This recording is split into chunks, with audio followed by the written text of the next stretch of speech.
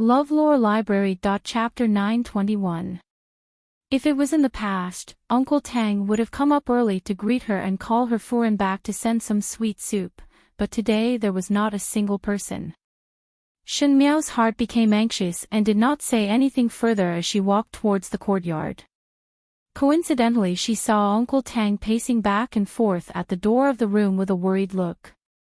Shen Miao's heart thumped and Uncle Tang just happened to see her. Shen Miao immediately went up and did not say anything else to him but asked, "How is he?" "His Highness's injuries are very serious and Gentleman Gao is currently treating him." Uncle Tang sighed with a worried look. "I have not seen His Highness like this for a long time." Shen Miao thought about it before pushing the door and walking in. Upon entering the room, she could smell a strong smell of blood. Tai Yi, who was beside Xie Jingxing, was also inside and was silently twisting a handkerchief. The blood in the basin was enough to make one's heart jump. Gao Yang's brows were tightly locked, and when he saw Shen Miao entering, he was slightly surprised before saying, Do you understand now?" Shen Miao walked quickly to the bedside. Xie Jingxing's eyes were closed, his face was like paper and his lips were pale. His clothes on the upper half of his body were pulled apart and there were layers of arrow wounds on his abdomen. The deepest was a knife mark, and it was different from the last time Shen Miao saw it. This knife mark was obviously new, but because it happened to cover the old wounds, it was like the old wounds had not healed and the new wounds were added, making it very deep. And what made Shen Miao's heart turn cold was that the blood around the wound was purple. She pointed at Xie Jingxing's wound and her voice was somewhat unsteady. "This, dipped in poison." Gao Yang straightforwardly cut off her words.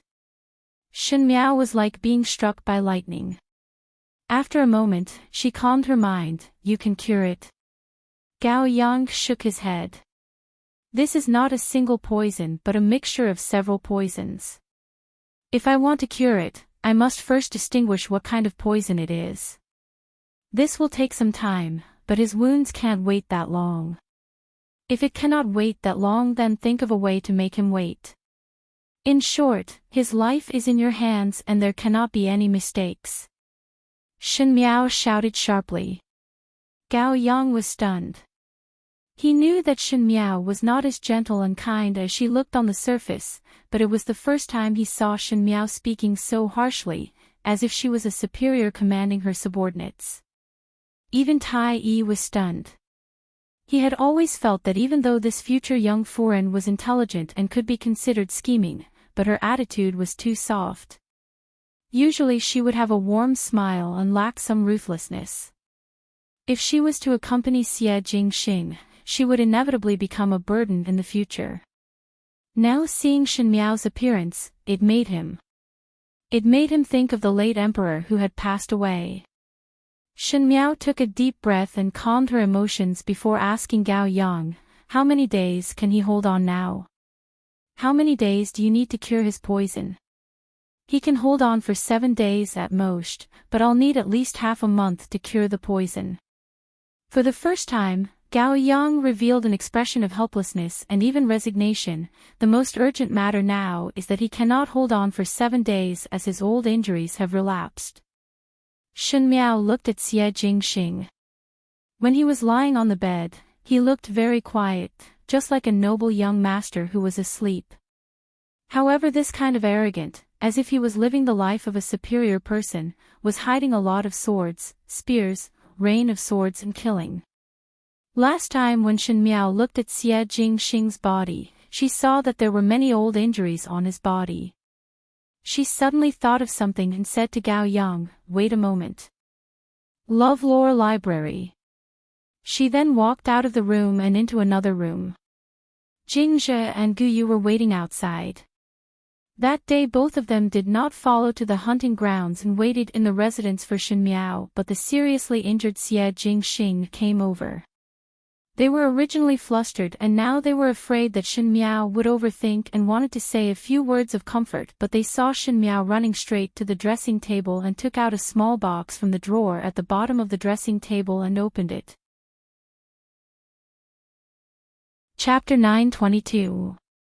In that box, there was a round thing and a medicine bottle. Shen Miao grabbed the medicine bottle and hurried back to Gao Yang's room.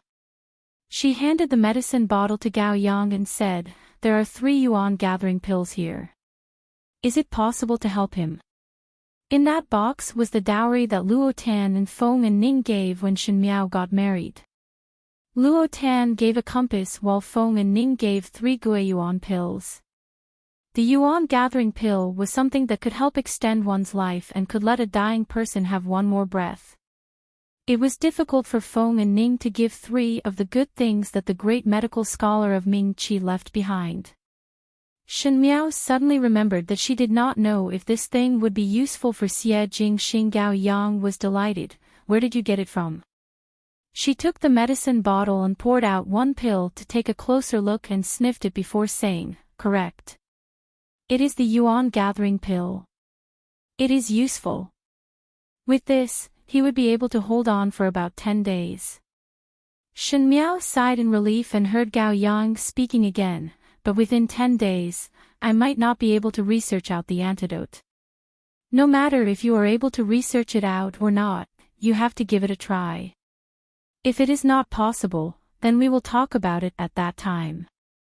Now that you are a physician, do not bother about the matter of not being able to," she said coldly. Tai Yi and Uncle Tang, who followed along, looked at Shen Miao in surprise. They did not think that at this time, a female like her would be able to keep her composure. In fact, Shen Miao was not as calm as she looked on the surface, but at this time, it would not be of any use to panic. She needed to clear her mind and think about what to do next. Gao Yang nodded his head. "I will now perform acupuncture on him, and with the Yuan gathering pill, let him temporarily settle down. All of you go out first." Shen Miao glanced at Xie Jingxing and her heart seemed to be tightly gripped by something before she walked out. After walking out, she said to Uncle Tang, "All of you leave first. I want to be alone for a while." Uncle Tang wanted to say something but hesitated and finally said, "No matter what, Furen must take care of your body. These old servants will do their best to cooperate with Furen." Shen Miao complied. Tai Yi and Uncle Tang also left. After dismissing Jingzhi and the rest, Shen Miao stood outside the door and looked at the courtyard, feeling extremely tired. After a while, she sat down on the steps in the courtyard. The weather in June was already hot, especially in the Great Liang where it was hot early, but the ground was cool and the wind was rustling, so Shen Miao actually felt some coldness. She thought, if something really happened to Xie Jingxing, what should she do? It seemed that she should think about her future life and what she had to do in the future. This was the rational thing that she should do. But at this moment, she actually couldn't persuade herself to analyze the future rationally, as if those results were something she didn't even want to think about. Since when did Xie Jingxing's position in her heart become so important? So important that when she thought of losing this person in the future, she felt that the remaining time was somewhat dull. If he had never tasted honey, he should have been able to endure it. However, after tasting it and then losing it, everything became unacceptable. She heard someone's footsteps. She didn't know when Pei Lang had walked into the courtyard. Seeing her sitting on the steps, he also sat down. Hesitating for a moment, she then said, "Don't worry, he is a prince of the Great Liang, it won't be that easy for something to happen to him." Shen Miao was silent. Her eyes were slightly dim and Pei Lang felt that his mouth was astringent and his heart was sour. Speaking of which, he had never seen Shen Miao like this before. Shen Miao always had a well-thought-out plan in front of Pei Lang and her imposing manner was high, as if she wanted to suppress him. When Pei Lang was locked up in the dungeon of Prince Ding's residence, he had also thought if Shen Miao would feel guilty and worry about his life and death. When Shen Miao was worried about someone, what was she like? Now he finally saw it. When Shen Miao was worried about someone's life and death, there were no aggressive thorns and she was no different from an ordinary female. Chapter 923. He always felt that Shen Miao was sitting very close to him, but the distance between them seemed to be thousands of miles apart. Pei Lang said, "Go back to the room. The wind is strong." "No need." Shen Miao looked outside. "Your body is not fully recovered. Do not need to care about me. Go back and rest first." Pei Lang was silent for a moment before saying, "I will accompany you." Shen Miao was too lazy to persuade him. At this moment her mind was not on Pei Lang and was only concerned about Xie Jingxing's injuries. Gao Yang was busy for the entire night.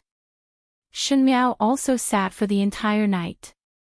Speaking of which, that night in the hunting grounds while waiting for Xie Jingxing's news, Ji Furen dozed off but Shen Miao did not sleep. She also did not close her eyes for 2 days, but she was full of energy. When the rooster crowed thrice, Gao Yang opened the door and walked out. When he saw Shen Miao and Pei Lang sitting on the steps, he could not help but be slightly surprised. "You too sat for the entire night?" Shen Miao rubbed her numb knees and asked Gao Yang, "How is he?" "It is temporarily stabilized. The effect of the yuan gathering pill is not bad. Next I will be in the room researching the method to detoxify the poison. No one is to disturb me." He looked at Shen Miao again. "These days he will be entrusted to you to take care of him." Uncle Tang, who heard the news, could not help but ask, "Then if you do not come out after 10 days, Gao Yang did not speak and the atmosphere in the room suddenly became heavy. "You go." In the silence, Shen Miao opened her mouth. Her voice was very calm, as if the person on the bed who was on the verge of death was not her husband. Gao Yang looked at her seriously. "I also hope to succeed. If not, I will not be happy for the rest of my life." He turned and left. Uncle Tang looked at Shen Miao before looking at Pei Lang and said, "Furen, Gentleman Pei, you two have been keeping watch for the entire night and have not eaten anything. Currently Master's condition has stabilized. It is better to eat something first and rest. Do not let Master's injuries recover but you two fall sick from exhaustion." Shen Miao nodded her head and said, "Bring it to the room. I will rest here for a while and it will be convenient to take care of him. Also send someone to Ji Furen's side to pass a message that His Highness's condition is temporarily stabilized but he has not woken up. Do not come over for the time being." Uncle Tang nodded his head. Pei Lang looked at Shen Miao and saw that Shen Miao had already walked to the chair in front of the bed and sat down. His eyes dimmed and he turned to leave. Guyu quickly brought a bowl of porridge over and Shen Miao let her close the door on the way out. There was only Shen Miao, the unconscious Xie Jingxing and Tai Yi left in the room. While eating, she asked Tai Yi, "What's going on? Can you tell me now?" Tai Yi hesitated. Shen Miao stopped what she was doing and stared at him sternly. "That day you followed him into the inner field so no one is clearer than you about what happened. Even if you only recognize him as your master, you can't hide it from me." Tai Yi hurriedly said, "No, madam. It's just that this subordinate is not very clear about Master's plan this time. Because it was the Emperor who discussed with Mistress, even the MOU army was not used. But there seemed to be some changes midway. The Emperor's life was hanging by a thread and someone was mixed in the Imperial Guards to ambush him. Master was seriously injured because he blocked the knife for the Emperor and that knife was coated with poison. Someone wanted to take the Emperor's life. In that instant, it was as if some beads were finally connected together and there was a vague answer to the conjecture in Shen Miao's mind.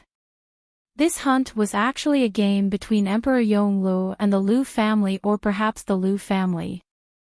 Emperor Yonglu wanted to use his own life to bring down the entire Lu family and the Lu family wanted to take the opportunity to deal with Emperor Yonglu but did not know that Emperor Yonglu had already made up his mind to die. Chapter 924. But Emperor Yongle did not inform Xie Jingxing of this plan of mutual destruction, or it could be said that Emperor Yongle knew that Xie Jingxing would not agree to it, thus Xie Jingxing said that there was a change in the plan. In order to save Emperor Yongle's fate, Xie Jingxing suffered such a heavy injury.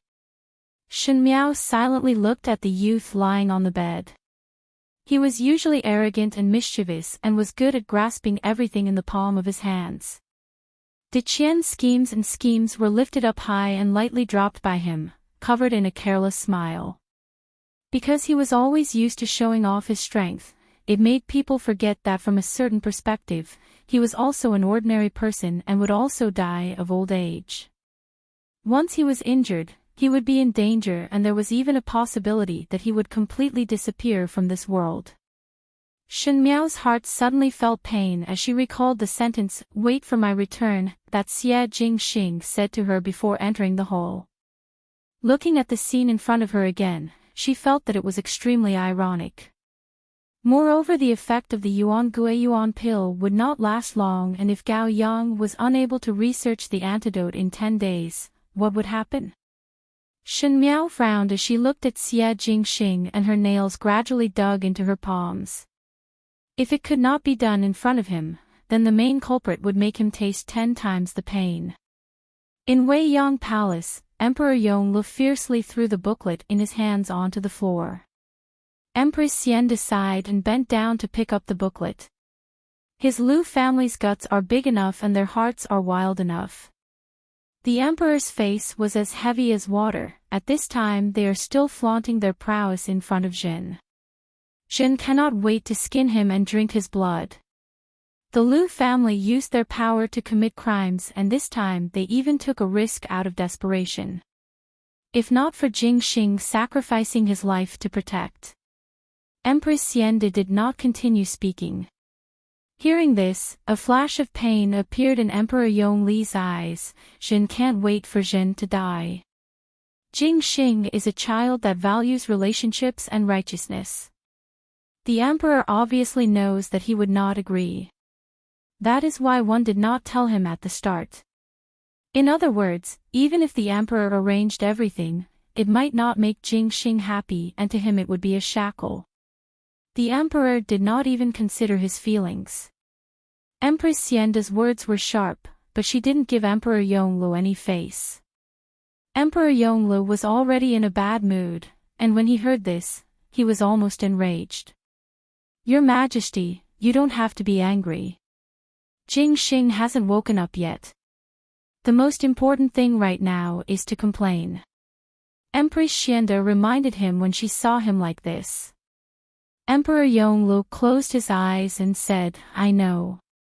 I only have this one brother. Gao Yang is taking care of Jingxing's injuries, and there is no news from Prince Rui's residence.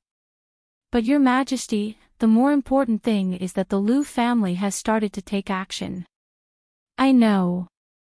Emperor Yongli's lips curled up slightly. His current appearance was 70 to 80% similar to the usual Xie Jingxing. He was clearly smiling, but one could feel his coldness and danger. He said, "He wanted to deal with me. Since I didn't die, it's my turn to deal with him. Military power. Everyone has it. The Lu family has lived for a long time. This time if Xie Yuan is not well, I want the entire Lu family to be buried with him." He paused and said word by word, if Xie Yuan were to recover, they would have no way to escape. Empress Xianda nodded her head slightly and looked at the sky outside. Outside the imperial palace in June, the sun was shining brightly just now, but now it was overcast with dark clouds. In the end, the heavens were going to change. In the Gao family residence. Gao Yang had just returned to the residence when he heard an aggressive voice. "Gao Yang, you are clearly a great Liang's Longyi people but lied to me that you are from Ming Qi's Ding capital. You are not some imperial physician and are clearly the great Liang's Minister of Defense. You are a liar." Chapter 925. Luo Ten angrily stood at the doorway. Her expression was somewhat haggard and there were traces of bruises under her eyes. At this moment when she looked at Gao Yang, it was clear that she needed an explanation from Gao Yang. Gao Yang wanted to return to refine medicine. His pharmacy was in his own residence and there were many medicinal herbs in the residence. The Gao residence and Prince Rui residence were not far from each other, thus he returned to the residence to refine medicine but did not expect to encounter Luo Tan's questioning upon his return. The maidservant beside Luo Tan looked at Gao Yang apologetically. On the morning of the royal hunt, she had originally followed Gao Yang's instructions to have Luo Tan stay away. Who knew that Luo Tan would sneak out on her own and coincidentally see Gao Yang walking among the officials? Luo Tan was usually muddle-headed on small matters but was very astute on big matters. She immediately turned back to ask the maid, and when the maid saw that she could not hide it anymore, she could only tell the whole story. For Luo Tan, this was somewhat unacceptable. Gao Yang was a pure doctor, so it did not matter if he was in the Great Liang or Ming Qi. But he was obviously the Minister of Defense of the Great Liang but was an imperial physician in Ming Qi. In Luo Tan's eyes, he was no different from an enemy country spy. In addition, the Luo family was a military family, and when Luo Tan was young, she and Luo Qian would always go to the opera troupe to listen to plays. Most of those loyal and righteous people would die from the spies. Luo Tan originally had a good impression of Gao Yang. Even though there were some small flaws, he would take care of her daily. Now that the person who took care of her had become a bad person, Luo Tan's heart could not accept it. This was really like when it rains, it pours. At this moment Gao Yang was busy with Xie Jingxing's matter and coincidentally bumped into Luo Tan. If it was before, he would definitely explain to Luo Tan in a good manner, but now there was not enough time. She was alone in a foreign country and her husband's life was hanging by a thread. Perhaps it would be good to have a sister by her side. He then said to the servant beside him, "Tell her that I will enter the room first. No one is allowed to come in." He then walked towards the pharmacy. Luo Tan thought that Gao Yang would explain some difficulties, as she did not believe that Gao Yang would do such a despicable and shameless thing. She did not expect that Gao Yang not only did not explain but also directly ignored her and entered the room. She said, "Hey, what do you mean? Tell me first, what are you?" "Young lady Luo," the manservant beside Gao Yang quickly stopped her and said, "Let me tell you. Actually, things are a bit tricky now. Young master went out today to treat someone. Something happened to the prince of Prince Rui's mansion, and he needs young master to treat him." Luo Tan was startled. "Prince Rui? Isn't that my brother-in-law? What happened?" The servant wiped his sweat. "It's a long story." At the other end, Shen Miao leaned over Xie Jingxing's bed and blinked her eyes before sitting up again. After a short nap, she felt much better. She turned to look at the man on the bed. His eyes were still closed, as if he was asleep. Seeing that he was fine, Shen Miao's heart was at ease. But her heart was always in a mess. Shen Miao felt that ever since she was reborn, she had been living a stable life. Because of the previous lifetime's road in front of her, she always grasped things that others could not grasp. There was no such thing when she was forced to a dead end. But right now, it was the first time in her life that she tasted the feeling of powerlessness. Even though it did not happen to her, it was more uncomfortable than if it happened to her. But firstly, she did not have medical skills, and secondly, she did not know how to detoxify and could only take out 3 yuan Guiyuan pills. Shen Miao was indeed not used to placing all her hopes on Gao Yang. She slowly reached out and held Xie Jingxing's hand that was exposed outside the blanket, as if this would make her feel at ease. Uncle Tang came over to send some hot tea and snacks to Shen Miao. Shen Miao did not rest well and did not eat well, so she looked haggard. Uncle Tang said, "Furin should also eat something." It is very tiring to keep taking care of master like this. Shen Miao gave her thanks and suddenly thought of something. She hesitated for a moment before asking, Uncle Tang, when His Highness just arrived at Longyi 2 years ago, was it also like this? 2 years ago, there was another reason why Xie Jingxing returned to Longyi.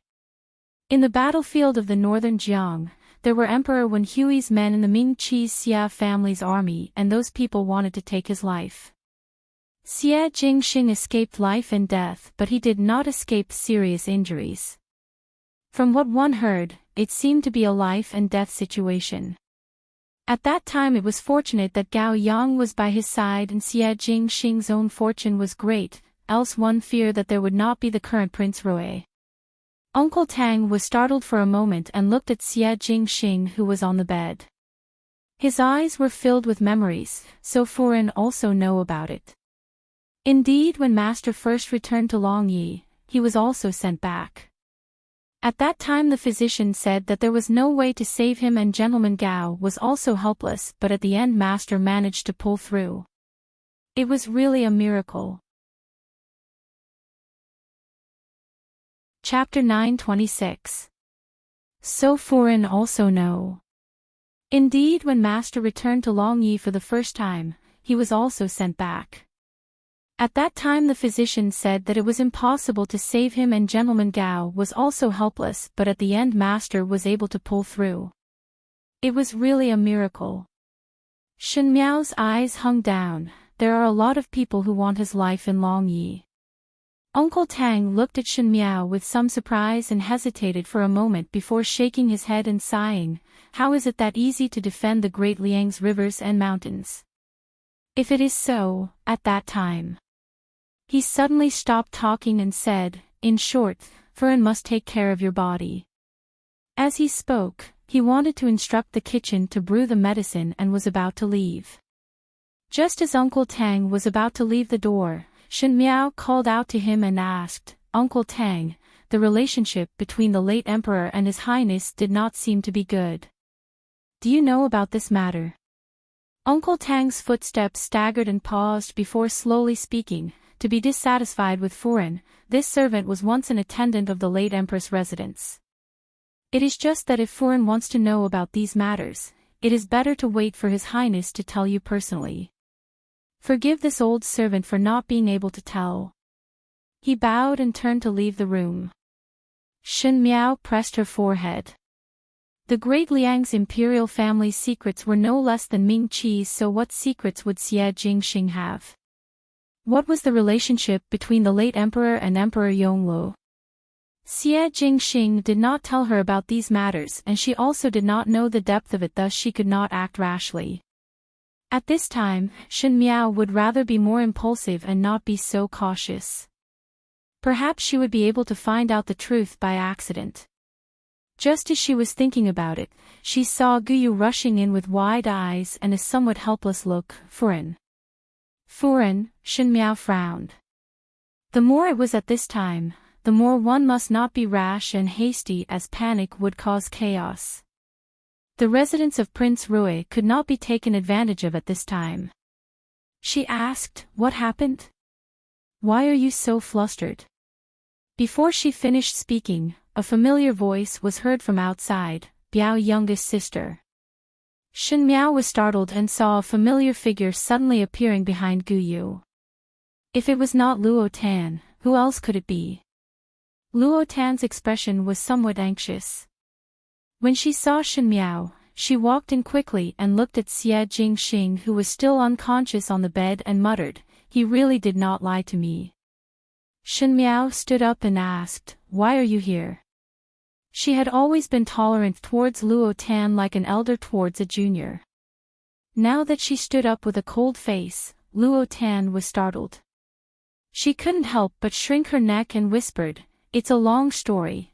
After Luo Tan told Shen Miao about the ins and outs of how she came here, Shen Miao could not help but suck in a breath of cold air and disapprovingly said, simply nonsense.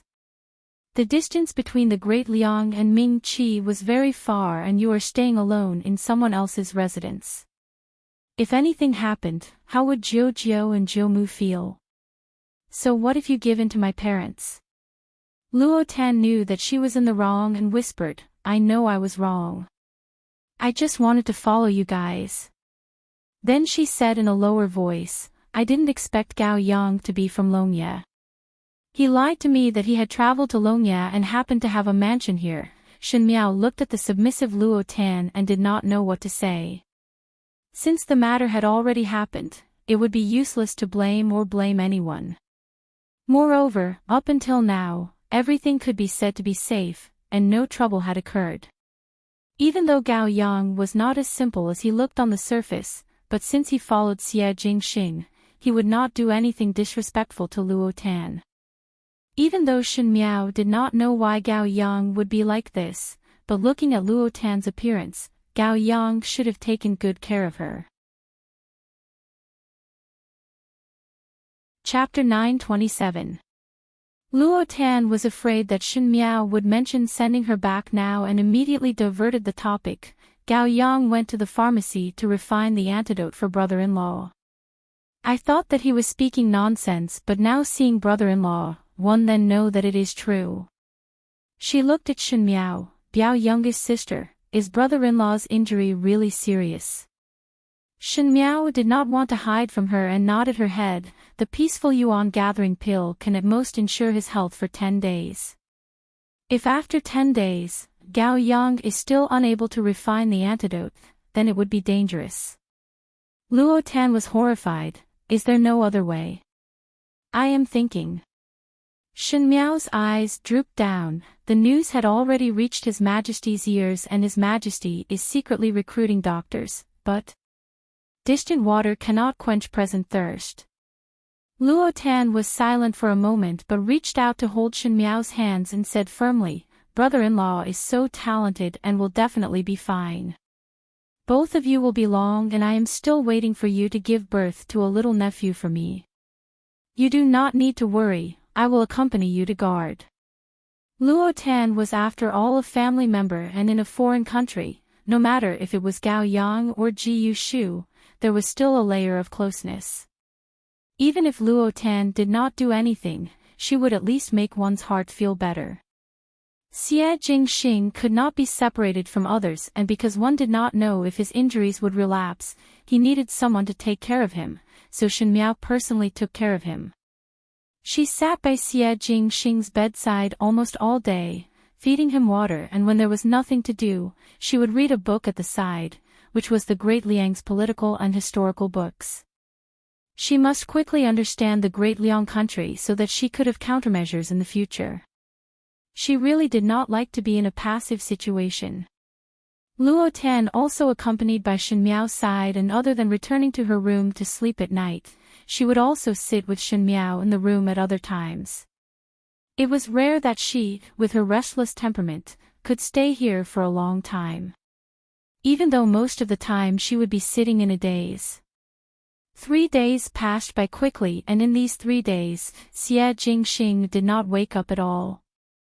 Other than Gao Yang, who was in closed-door cultivation to refine medicine, Emperor Wen Hui also sent an old imperial physician with the highest medical skills in the palace to take care of Xie Jingxing. Because the old imperial physician was present, Xie Jingxing's pulse was considered stable. Everyone placed their hopes on Gao Yang, hoping that he would be able to produce the antidote within 10 days. Otherwise, no one would be able to help them even if they cried for help. Who knew that on the 4th day, Xie Jingxing suddenly felt unwell. First, his pulse became extremely chaotic and unstable, and his breathing became very rapid.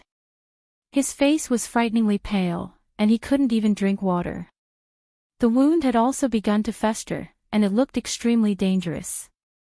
The old imperial physician came over to take a look and shook his head with a sigh, saying that the poison in Xie Jingxing's wound was initially suppressed by Gao Yang's acupuncture technique, but it was only for a moment, and now the poison could no longer be suppressed and started to spread.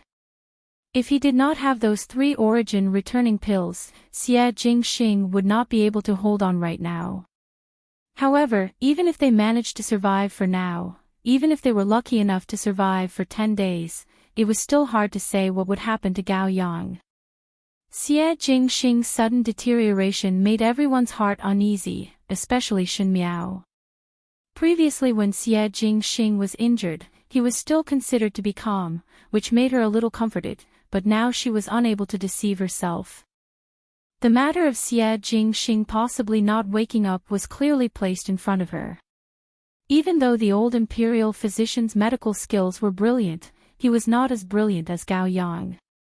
If even Gao Yang was helpless, naturally he would be even more helpless. After repeatedly shaking his head, he returned to the palace to report. Uncle Tang hesitated for a long time before asking Shen Miao, "Furen, at Ji Furen's end, is it necessary to inform?" When he said those words, Uncle Tang's tone was very difficult, as if it contained great grief. Chapter 928. After Xie Jingxing returned from the hunting grounds, Shen Miao kept it a secret from the Ji residents because she did not want Ji Furen to worry and also to avoid alerting the enemy. But now Uncle Tang's meaning was that if Xie Jingxing really could not make it, Ji Furen would definitely come and see him, no need. Shen Miao decisively interrupted his words, not for the time being. Uncle Tang was startled and Tai Yi was also somewhat surprised. Pei Lang, who had been silent all the while, said, "No matter what, there are some things that should be considered." Consider what? Consider the aftermath. Even though Shen Miao knew that Pei Lang was right and in such a tense environment, grief was unavoidable, but the most important thing was the future. Now one had to plan for the future. Shen Miao's heart burst with an inexplicable fire for no reason. Thinking of the previous lifetime when Wan Yu was married, Pei Lang also said to her in such a light manner, "Her Princess Highness is already married. Your ladyship should think more about the future." She coldly swept a glance at Pei Lang and that gaze made Pei Lang startled and his heart could not help but slowly sink. Luo Tan had long been unable to sit still and returned to the Gao residence to look for Gao Yang. However, she was told that Gao Yang must not be disturbed when refining medicine and no one was allowed to enter. Luo Tan was angry, "This cannot be done, that cannot be done. Could it be that I want to see my brother-in-law get sick? It is fine if it is my brother-in-law, but my youngest Biao sister is pitiful. In just a few days, she has become a lot more haggard and lost a lot of weight. She had just gotten married and this kind of thing happened. If something really happened, my youngest Biao sister would definitely not be able to live." Luo Tan had seen many dramas and had seen quite a number of scenes of people dying for love. Even though Shen Miao was usually calm and collected, she was after all a young female of more than 10 years of age and had just gotten married. If something happened to her husband, how could Shen Miao bear it? It was not possible for a young female to be a widow. The surrounding servants of the Gao residence looked at each other in dismay and did not dare to speak. This young lady of the Luo family's background was not small and was the Di Biao sister of Rui Wang Fei. Her temperament was as impulsive as fire and even their young master had to give in to Luo Tan, not to mention them, the servants. Now that Gao Yang was in the pharmacy and could not be disturbed while he was refining the medicine, they, the servants, were unlucky and had to bear the wrath of Miss Luo. What kind of famous doctor is he? The world's famous magical hand Loyal Heart can't even detoxify a poison. What if he can't detoxify the poison after 10 days? Luo Tan's eyes reddened and her voice choked. It was as if she felt ashamed to cry in front of so many people. She turned her head and ran back into the room. She slammed the door shut and fell on the bed, crying silently. The people of the Luo family all had the kindness to stand up for injustice and judge others by their own standards. Especially since Shen Miao was Luo Tan's relative, Luo Tan could not wait to be in her place. Seeing Shen Miao being upset and not being able to help, Luo Tan felt that she was really incompetent. He felt that he did not have the face to face Shen Miao and was unable to face himself, so he simply locked himself in the room for a whole day. He didn't even eat, as if doing so would make him feel better. Because no matter how sad he was, he would not be as sad as Shen Miao. As a result, Luo Tan's actions scared everyone in the Gao residence. The servants in the Gao residence had been by Gao Yang's side since he was young. Gao Yang had always been gentle with women but had never brought a woman into his residence. Moreover, he liked to tease Luo Tan, which was completely different from his usual lenient behavior. There must be a demon in an abnormal situation. Gao Yang's mind was sharp but the servants were not stupid. The reason why they indulged Luo Tan was because they saw Luo Tan as their future female master. This future female master's heart was not comfortable at the moment and refused to eat. If their young master came out a few days later and saw Luo Tan's appearance, he would definitely be distressed. If he was distressed, the ones who would suffer would be the servants. Chapter 929. The servants discussed and decided to find someone to go in and comfort young Lady Luo. After searching around, they finally unanimously pushed out a person, a young girl called Ben Yu. Ben Yu was the daughter of a poor family that Gao Yang had saved from the hands of a tyrant. If it was not for Gao Yang's rescue, Ben Yu would have entered a brothel to be a girl. After entering the Gao residence, she became a servant girl. When Ben Yu was young, she was abducted by human traffickers and traveled all over. Her knowledge was extraordinary and she had some cleverness of the marketplace. She had a silver tongue and if there was anyone in the Gao residence that could not think things through, it was not wrong to find Ben Yu to take care of them. At this moment, Luo Tan was not happy so everyone called Ben Yu over to let her quickly persuade Luo Tan so that Luo Tan could eat well. Luo Tan was sitting in the room, crying silently. She saw someone push open the door and come in. It was a little girl with 2 red ribbons tied around her head. She carried a food basket in her hand. She placed the basket on the table and opened it, taking out some dishes from inside. The dishes were fragrant but how could Luo Tan eat right now so she said, "You go out, I do not want to eat." Young lady must not implicate your own body. The world is big but the body is the most important. If one does not eat, one would easily fall ill. If young lady falls ill, Rui Wang Fei would be very uncomfortable. Ben Yu said. Luo Tan shook her head, "I cannot eat." Young lady, there is no need to think things through. His Highness Qin Wang is a good person and the heavens help him. Even though it is dangerous this time, he will definitely be fine in the end. It is said that one would have good fortune after surviving a great disaster. Thinking about it, in the future, it would be a flood of good fortune. Ben Yu continued to do her best to comfort. Luo Tan smiled bitterly. Anyone can say beautiful words but it is not something that can be said in a few words. If saying a few auspicious words would make a person better, then what is the use of doctors in the world? No matter how nice you say it now, it is useless. It is better to do something practical to let my younger brother-in-law get better earlier and Biao younger sister be at ease earlier. Ben Yu was surprised. Luo Tan looked careless every day and one look and one could tell that she was easy to deceive. She did not think that she would have such insight. When people are sad, they do want someone to say a few words of comfort to them, but only they themselves know what it is for. These pleasant words did not deceive Luo Tan. Luo Tan sighed, and her gaze became even more worried. Ben Yu said, "Miss, it's better to have something to say than nothing. It's never wrong to hope that His Highness will get better." "What you said is correct," Luo Tan said, "it's just that the current situation is critical. If you want me to relax, I cannot do it. Don't try to persuade me. I can't listen to you right now. Even if I let myself listen, my heart," she pointed to her chest, "can't do it."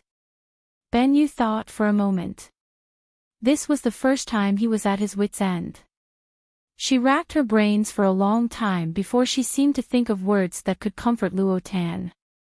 She said, "Actually His Highness the Prince might not be that anxious. It is not the 10th day yet.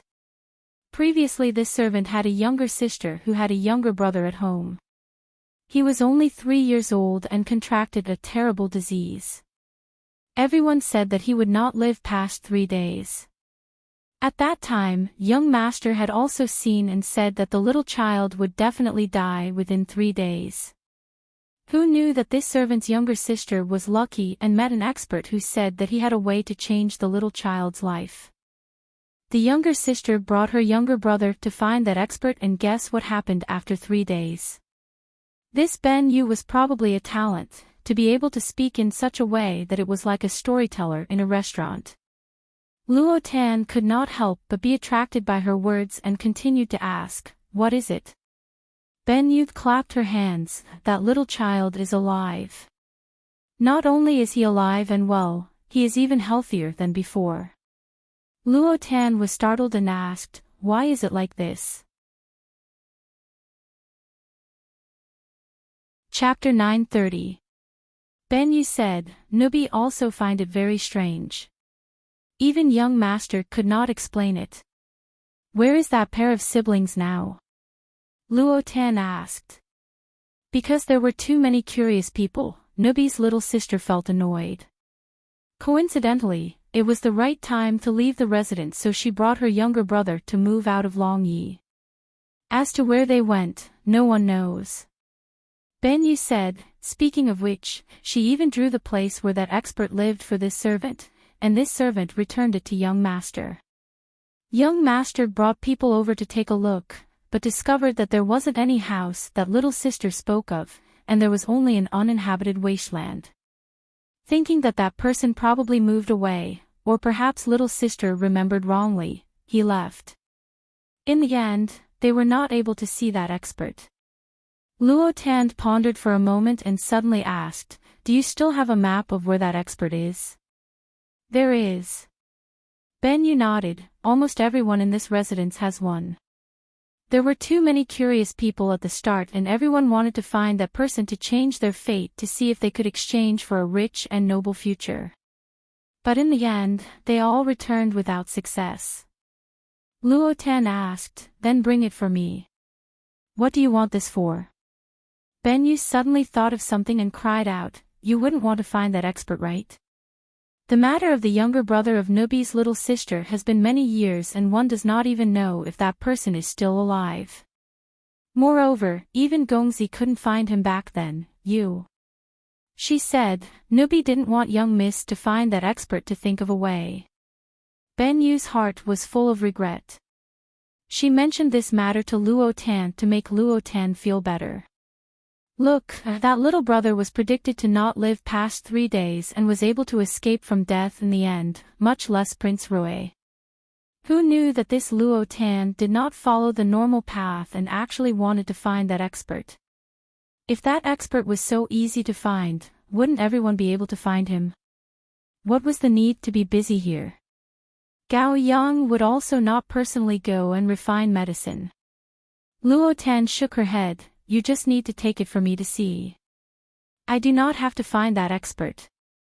I just feel very uncomfortable sitting here and not doing anything.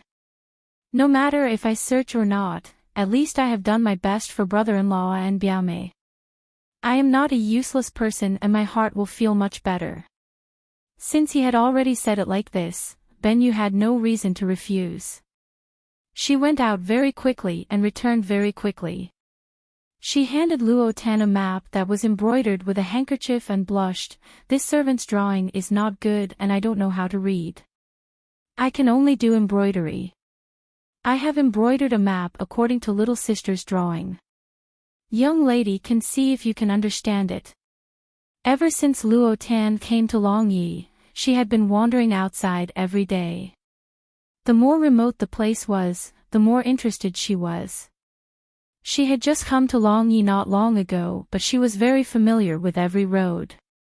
She jumped up when she saw it and said, "Isn't this the south of Fengtu Manor outside the West City?" Ben Yu was stunned, "Young miss also knows." She continued, "This servant's little sister said that after passing the Phoenix Head Manor, if we keep heading south, we will be able to see the house at the bottom of the mountain." But when young master brought people over and there were some people who went over later, it was clear that to the south of Feng Tu Manor was a broken wall.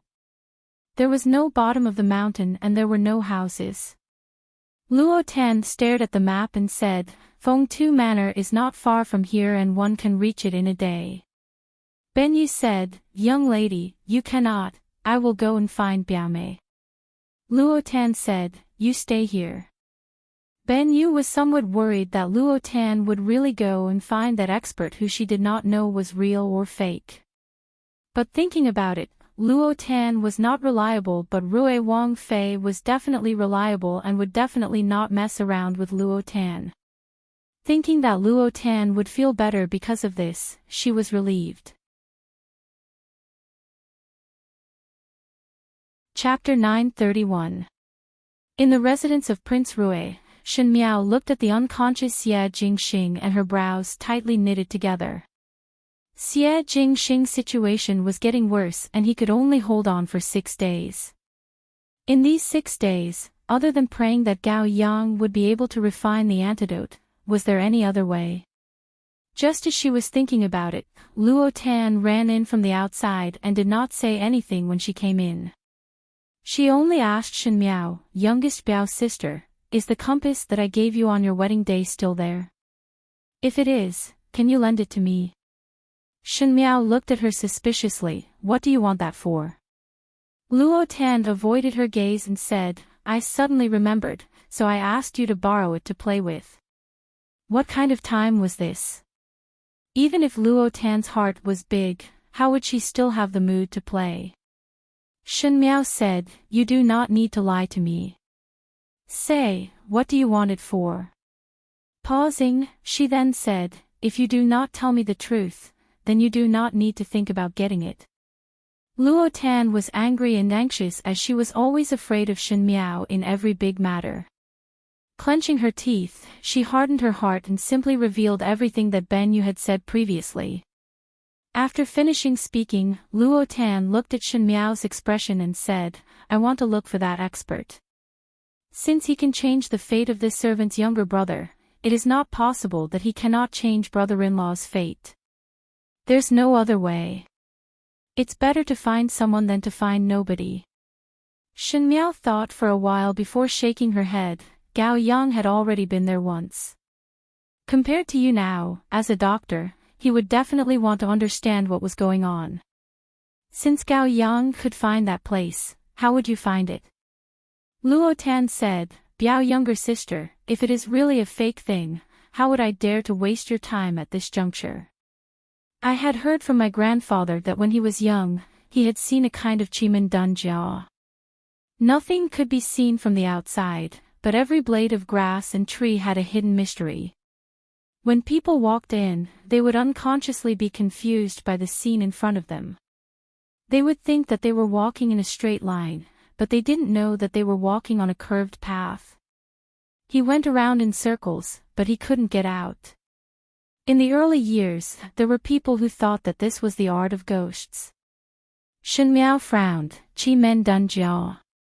Luo Tan nodded her head. It's just that grandfather also said that he had seen it once when he was young. Later on, this craft gradually died out. Until now, I'm afraid that no one has seen it. I thought that since that expert had the ability to change people's fates, it wasn't impossible that he didn't know the Chimen Duanjia. There's also the Chimen Duanjia, which is specially designed for martial artists. The higher one's martial arts, the harder it is for them to get out. In the end, they'll be trapped alive in the formation. You want to say that the reason why they couldn't find the house that the siblings were talking about was because someone had set up a Chimen Duanjia. Shen Miao shook her head. As you said, it's only for martial artists. Other servants of the Gao residence have also been there, but they still couldn't find him. Seeing Shen Miao like this, Luo Tan was somewhat discouraged and said, in the end, you just do not believe me and do not believe that anyone can save brother-in-law, right? I believe. Shen Miao said. Luo Tan stared blankly. Shen Miao asked her, then can the compass not be affected by other things and keep pointing towards the south? The Feng Tu manor that you mentioned is towards the south. One's eyes and other things could be affected by the Chimen Duanjia, but the compass would not. That is the work of the craftsman. Luo Tan said, it is precisely this logic. This is something used by the army and the sea to point the way, but I just thought that it is the best to use it on the Chimen Duanjia technique. But...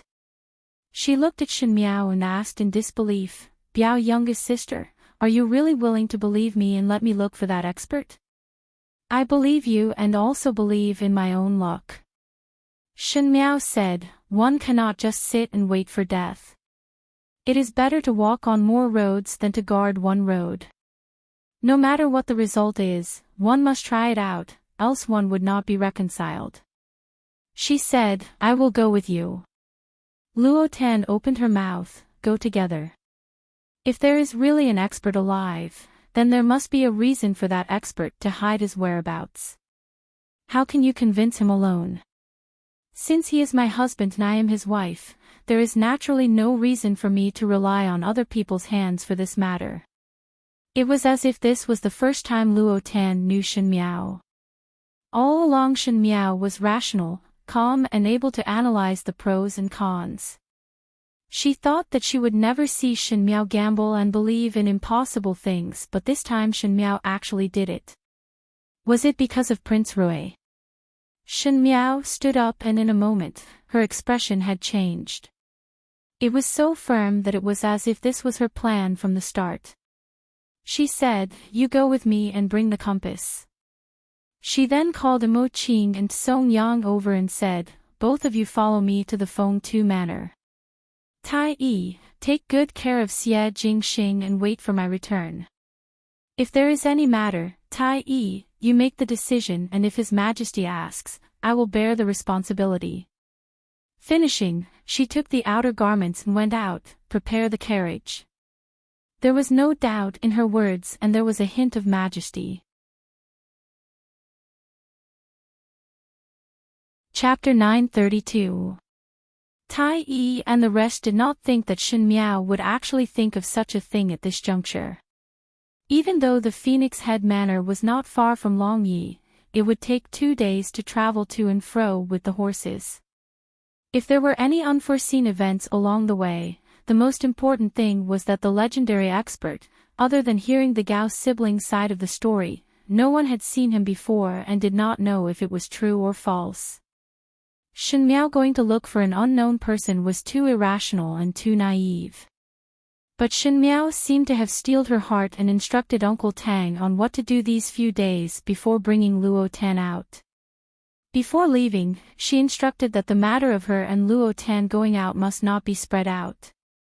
After disguising herself, she brought star anise, Mo Qing, Song Yang and Luo Tan along the way.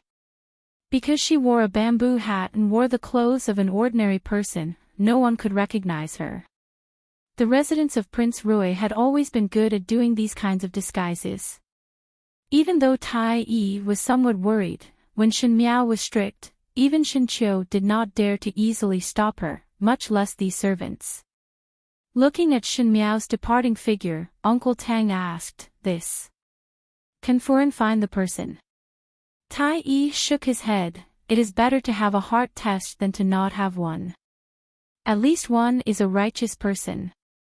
He then turned his head to instruct others, hide the matter of Furen leaving the residence well. If the news were to leak out, bear the consequences. In the carriage, Luo Tan looked at Shen Miao and said, Biao youngest sister, why don't you sleep for a while? These few days you did not have a good rest and did not stop for the journey. It is better for you to take a rest first. Shen Miao's heart was somewhat in a mess. Now that the carriage was bumpy, even though she did not have the heart to rest, Luo Tan's words were very reasonable.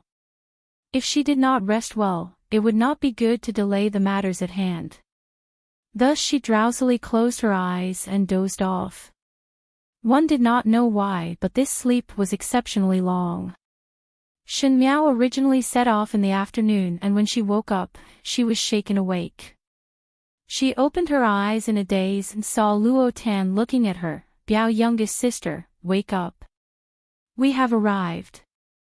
Shen Miao followed Luo Tan down the carriage, and at this time it was already the afternoon of the second day. The carriage stopped in the middle of a wasteland. Perhaps no one had taken care of the branches growing there, but the branches were intertwined and almost covered the sky. In June, there would still be sunlight even in the evening. However, this place seemed gloomy and dark. There wasn't even a trace of heat. It was quite frightening to look at. Mo Qing and Song Yang also frowned. Song Yang said, "What kind of damn place is this? There's not even a person. I heard that there used to be an embroidery shop here." The embroidery shop specialized in embroidery of a phoenix tail. However, the embroidery shop gradually declined and the shop was abandoned, explained Octagonal Anise immediately. He was an inquisitive person. Luo Tan looked up and down, left and right. She unfolded the handkerchief embroidered with the map and said, "But there should be a small path embroidered on this map. There are no roads here." Everyone came over to take a look. Sure enough, the map was clear. In front of the Phoenix Head Manor was a small path. If they walked along the path, they would reach the fields and houses. But there wasn't even a trace of a path here, let alone houses and fields. Why is there not even a single person? It is as if no one has been here for a long time. Luo Tan said, "Could it be that the grass has grown and covered the path so that we cannot see it?" Mo Qing and Song Yang looked around and shook their heads, not to the extent. Octagonal Anise and Fennel Xiang also looked around. Fennel Xiang said, "This forest is too big. After the sun sets, it would be easy to get lost in the forest and there might be other wild beasts. We are also not familiar with the roads here. Foreign, you see." Chapter 933. As servants, the most important thing was to protect Shen Miao's safety, lest Shen Miao fall into danger before the fated expert was found. The people of the Mou army were good at dealing with enemies, but in this unfamiliar dark forest, they were not good at walking in the middle of the night. In fact, Fennel and the rest did not care much about the expert that Luo Tan mentioned. From their point of view, Luo Tan had a whimsical idea and was too naive, but Shen Miao was also as naive as Luo Tan, making everyone's hearts somewhat subtle. Only Mo Qing did not doubt Shen Miao's orders. Fennel and the rest did not understand Shen Miao as Mo Qing had followed Shen Miao from the very beginning. Initially in Mingqi, Shen Miao's situation was even more precarious, but she was still able to walk out of such a difficult situation. Every decision that Shen Miao made would have a special effect in the future, and Mo Qing never doubted this point. Shen Miao looked at the map and asked Luo Tan, "Ben, you said that after the siblings entered the Phoenix Head Manor, they kept heading south, right?" Luo Tan said, "Yes. But she also said that there was a small path on the south side of the map and the small path just happened to head south, but there is no small path here. Let's go," Shen Miao said. Everyone was surprised for a moment before Song Yang asked, "Foreign, where are we going?" Shen Miao indicated Luo Tan to take out the compass and said, "Head south." "But there are no small paths here." Fennel was extremely surprised. If there is a wrong path, would it not be wrong from the start? Shen Miao glanced at the Fennel and said, "Since we are already here and cannot differentiate which one is right and which one is wrong, then let's try all of them. There are only these directions here, and since the pair of siblings said to head south, the direction would be the same. No matter where the small path is, at most search in the four directions of north, south, east and west. When there is no other way, trying is also a way." She took the compass and walked forward. Everyone was stunned for a moment before Luo Tan said, "Biao, youngest sister, you also wait for me." Octagon Anise smiled, "Let us quickly follow." The others followed behind him. The sun soon set. The forest was already dark because of the dense foliage. After the sun set, it became even darker. Fortunately, Song-yang had brought enough matches with him. After lighting them up, he moved forward. It was just that the tree branches were the same all the way here. In the end, it was impossible to tell the difference between the front and the back. They were almost all the same branches. And because it was too cold, it was so cold that it did not feel like it was the 6th month. Mo Qing and Song Yang were still alright, but the females were somewhat cold. Shen Miao and the rest had brought along their outer garments, and at this moment they could not help but hold their outer garments tighter. Indistinctly, there were sounds of wild beasts roaring in the forest. Mo Qing and Song Yang stopped at the same time and slowly placed their hands on the swords at their waists. Fennel lowered her voice and whispered, "It's the sound of a wolf. There are actually wolves here. Wolves are afraid of fire." Shen Miao said, "Everyone hold 2 matches in their hands and light them up. Wolves are a very cunning animal. If there is a pack of wolves in the forest and sees so much fire, they would think that there are many of us and dare not approach." Fennel was surprised for a moment, and a surprised look appeared on his octagon-round face. "Foreign, you even know the method to deal with a pack of wolves." It was not strange for the MOU Army's people or the pugilistic world's people to know these methods, but Shen Miao was the daughter of an official's family, so it was unusual for her to know these. Even if the Shen family was a military general, this method seemed to be too skillful, as if it was a veteran from a hunter's family. Chapter 934. Shen Miao smiled, heard it mentioned by others. In the beginning, when Wanyu was going to marry the Xiongnu people, she heard that there would often be wolf packs at the Xiongnu side. Shen Miao was worried and found many ways to drive away the wolf packs for Wanyu, thinking that Wanyu would be able to use it in the future, but it was a pity. A flash of pain flashed past her eyes, and when Shen Miao looked up again, she was very calm. "Continue to move forward. Still move forward." Feng Xiang said, "Foreign, we have already walked for several hours. Did you not discover? We seem to be going around in circles and did not move forward at all. Just now we have walked several times, and if this goes on, one fear that one would not be able to reach the end even if one were to walk here for an entire night." Song Yang also said, "Correct. Foreign, even if one want to walk, one cannot keep walking without an objective. Otherwise we would be making mistakes again and again."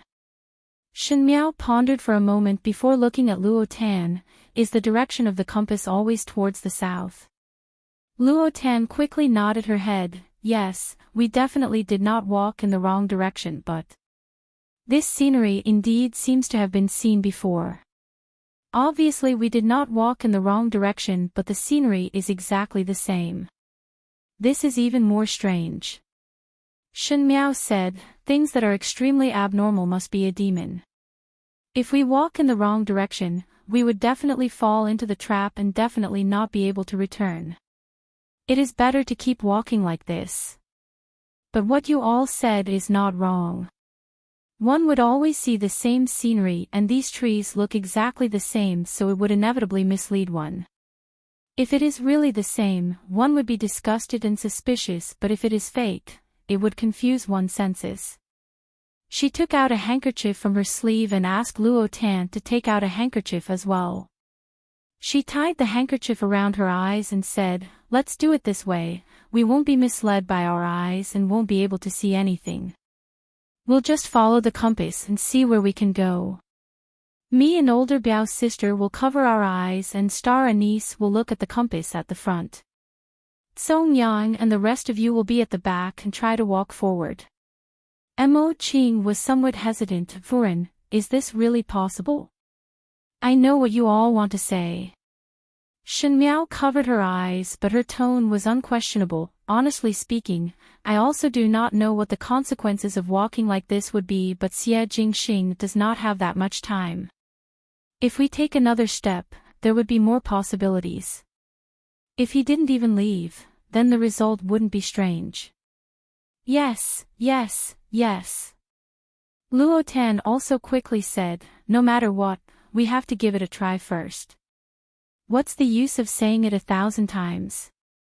It's better to do it yourself. Fennel was somewhat surprised.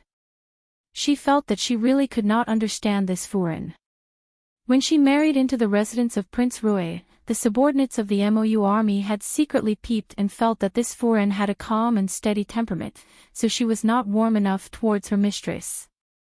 It could be said that she was heartless, but she was willing to take the risk for her mistress to walk in the dark forest for an entire night. He looked like a smart person who rationally analyzed the pros and cons, but at this moment, he naively believed in the legend of fate changing, and even used such a stupid method. Fennel was unable to understand Shen Miao's contradictory actions, but in fact it was not as complicated as she had imagined. At a special juncture, one would unconsciously reveal one's sincerity, and in times of emergency, it was not reason and intelligence that commanded others, but instinct. At this moment, wisdom was no match for the urgency in his heart. Mo Qing silently followed behind Shen Miao. Fennel and the rest paused for a moment but did not say anything and continued to follow. The people in Longyi City did not know about the matters that happened in Fengtu Manor. All the officials only knew that Prince Rui was injured on the day of the hunt, but no one knew how serious his injuries were, and naturally no one dared to ask. It was just that Xia Yuan's position in the Longyi court was very subtle. Some people were looking forward to his death, and some people's lives were tied to him, and prayed that nothing would happen to him. Chapter 935. No matter how suspicious everyone was in their hearts, the residence of Prince Rui was like an impenetrable wall and did not reveal a single bit of information. They did not know what was going on, and no matter how itchy their hearts were, they could not find any clues. Thus, those who were restless continued to be restless and those who were gloating continued to gloat. No one was able to help anyone. In the Lu residence, Lu Wana was pacing back and forth in the room and acted coquettishly to Lu Furin, "Mother, I want to go and see His Highness the Prince. I do not know how his injuries are. What if his injuries are serious?" Lu Furin comforted her. How could it be so serious? If it was really serious, one would definitely look for a doctor. Now that there is no news from the prince residence, it should be fine. What are you going over for? But my heart is very uneasy.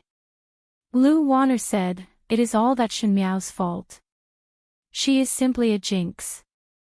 She had just married and His Highness the Prince met with such a big incident.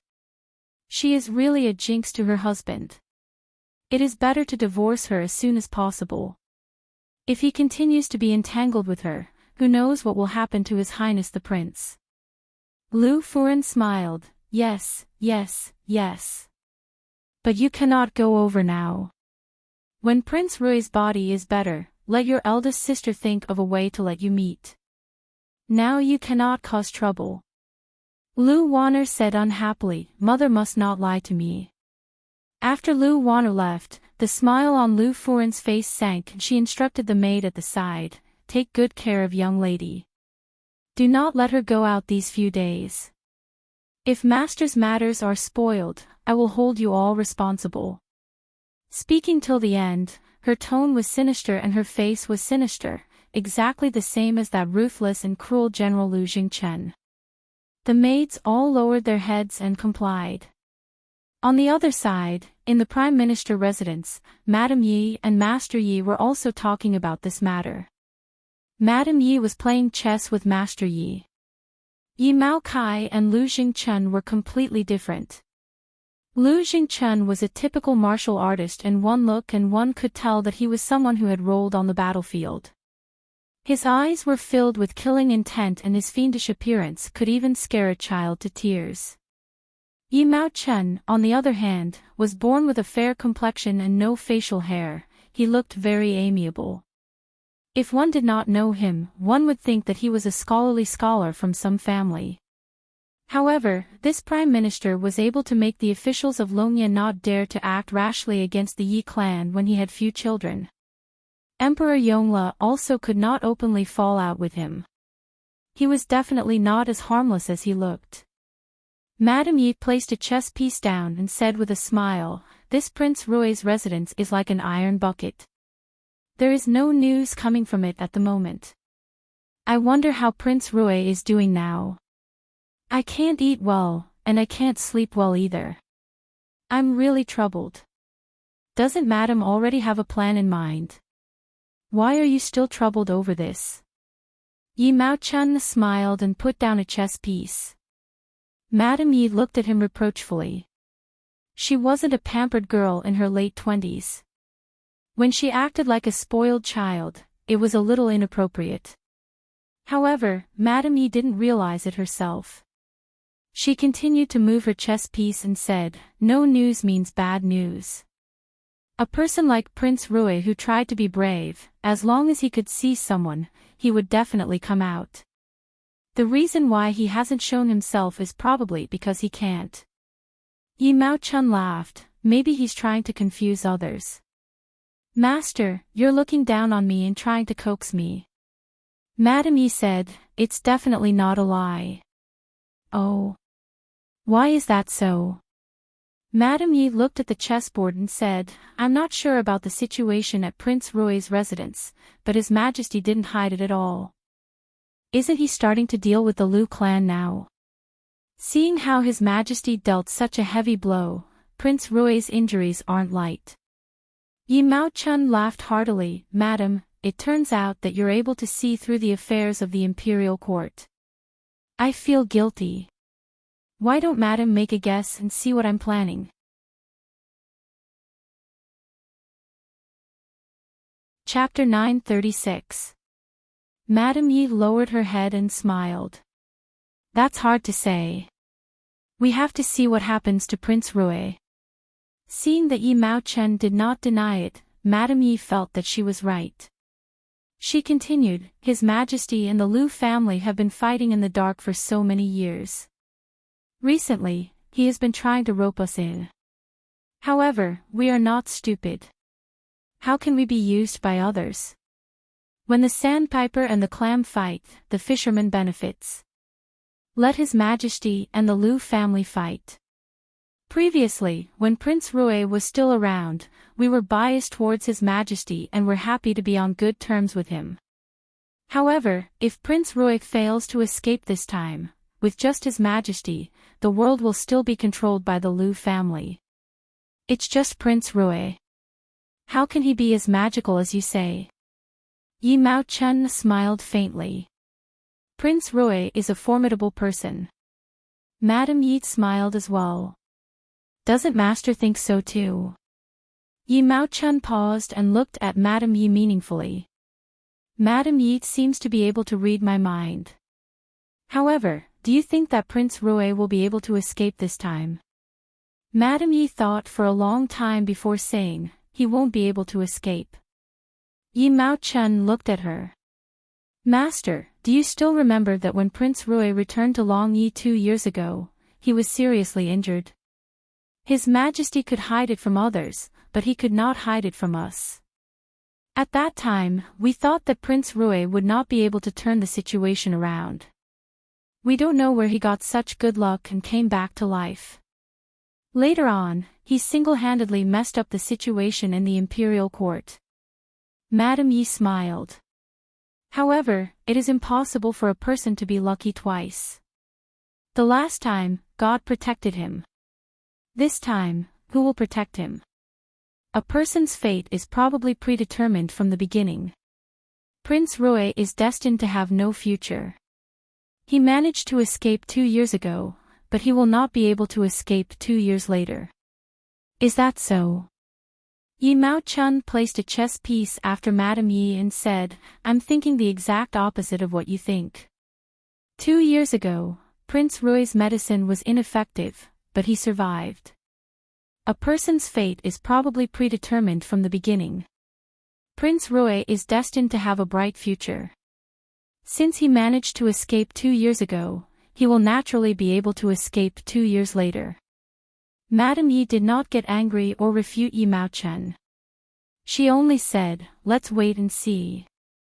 Yi Mao Chen also smiled. He placed the last piece and said, "Madam seems to have lost." Madame Yi took a look and confirmed that it was true. She half coquettishly said, "Master, it's not nice to play chess while I am talking. Let's play another round." Yi Mao Chen shook his head with a smile and said, "Maybe another day. We're going to test Hongguang's homework today. It's almost time." Madame Yi hurriedly said, "Then you should leave first, master. Hongguang's homework is more important." Yi Mao Chen stood up and left.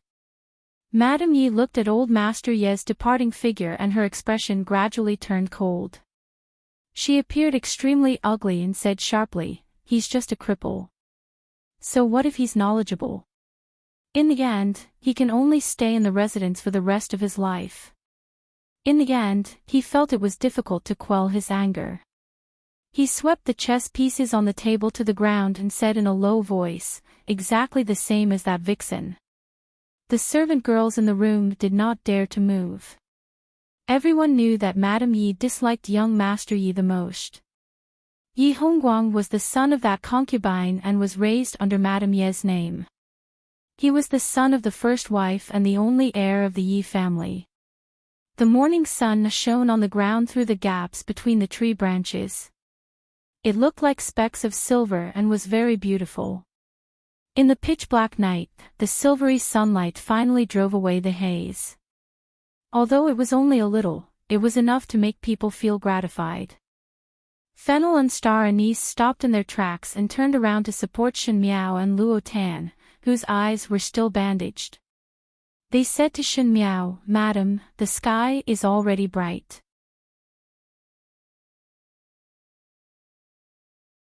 Chapter 937. If they did not see it with their own eyes, Finxiang and the rest would not have thought that Shen Miao, a young lady of a noble family, would actually walk with them in the dark for an entire night in this uninhabited forest. Finxiang and the rest had gone through special training and naturally did not feel it, but Luo Tan, who had a foundation in martial arts, was already very haggard and sleepiness was written on her face, but Shen Miao still had a clear and awake look. Finxiang and Song Yang were muttering in their hearts, could it be that this foreign was actually a martial artist? That was why she had such a strong willpower. In fact, they were thinking too much. It was just that when Shen Miao was in the cold palace, Mei Furen and the other concubines would sometimes make things difficult for her, and the palace was not lacking in the matter of throwing stones at someone when they were down. Moreover, the situation was urgent and she only wanted to get out of the forest, so how would she have the mood to be sleepy? "How far have we walked?" Shen Miao asked. Replying to Furen. Song Yang said, "After walking for an entire night, one have walked very far, but according to the marks left along the way, one did not see a second time, so one should not have returned." She then said, "The blindfold method is indeed effective. It seems that we were deceived by our own eyes previously. But this forest still looks exactly the same." Luo Tan said weakly. "Continue walking." Shen Miao said, "After walking so far, one would be able to walk to the end." Finxiang was startled for a moment but did not say anything this time. Last night, they had tried to stop Shen Miao a few times, but not only did Shen Miao not listen to them, most likely she was annoyed by their words and even reprimanded them a few times. It was the subordinates of the Mou army who were used to being arrogant and despotic were actually scolded by Shen Miao like a cat that had seen a mouse. Finxiang and Song Yang were also puzzled in their hearts. This foreign looked gentle and steady and easy to talk to, but once she got angry, why was she so scary? Even that Empress Xianda in the palace would not have such a terrifying and imposing manner. The few of them continued to walk behind Shen Miao. Luo Tan was somewhat dispirited. Even if she practiced martial arts, she could not be compared to Shen Miao and the rest. She was also not as bitter as Shen Miao, thus she could only forcefully hold on and widen her eyes, trying to find something to distract her attention. With such a distraction, one could sense that something was not right and pulled Shen Miao. Hey! There are flowers here. I didn't see any flowers along the way. Everyone was taken aback. They all came over to take a look. Sure enough, there were small flowers hidden in the bushes. If they didn't pay attention, they wouldn't have been able to see them. Mo Qing suddenly frowned. There seems to be the sound of a chicken crowing. Fennel Star Anise and Song Yang's martial arts were high. They pricked up their ears and listened carefully. Finally they said, not bad. Why is there a rooster crowing here? Shen Miao muttered, could it be that there is a house in front? She said, don't look anymore. Let's go. Since there are sounds, the exit shouldn't be far away. We'll be able to walk out of this forest soon. When everyone heard that they could walk out of this forest, their fighting spirits soared and they immediately regrouped and set out. This time, his luck was pretty good. After walking for the time it took for half an incense stick to burn, he felt that the gaps between the branches were getting bigger and bigger. Previously, the forest was dense, but now it was much more sparse. The more sunlight shone in, the more comfortable they felt. Looks like we really have to go out. Luo Tan was so excited that her sleepiness was swept away. Let's go quickly. Before she finished speaking, she saw that the forest had reached the end but there was a small path. Everyone looked at each other and Shen Miao took the lead to walk in. Walking along the small path until the end, he suddenly saw a field. Although this field was a field, it was also planted with flowers and vegetables, but it looked very messy. It was as if someone had planted it but didn't take care of it properly, allowing it to grow naturally. As a result, it grew into a mess. Even so, there was still a house at the back. The house was made of thatch and was on the verge of collapsing, as if the roof would be blown away by the wind in the next moment. Everyone walked forward and Octagon Anise ran in first before shaking his head and came out. Foreign, there is no one inside. No one. A trace of disappointment flashed in Luo Tan's eyes. How can there be no one? This place was very different from what they imagined. They imagined that it would be the residence of a peerless expert, but it was so dilapidated and there was no one at the moment, which made them feel even more discouraged. Shen Miao said, the flowers and plants are still here and it does not seem like there is no one. Wait here, one will appear. Before she finished speaking, a hoarse voice was heard, oh, there is a distinguished guest. Apologies for not going out to meet you.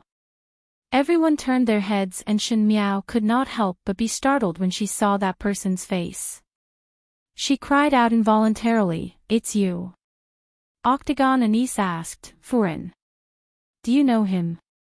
That smiling middle-aged man who was wearing a tattered Taoist robe was the strange Taoist priest who received Shen Miao's golden peanut in Ming Chi Pu Tua Temple. He was the one who calculated that her phoenix fate is good but imprisoned for a lifetime, calculated that her past life is like a dream, one must avoid entanglement, calculated that her extreme prosperity, purple air comes from the east.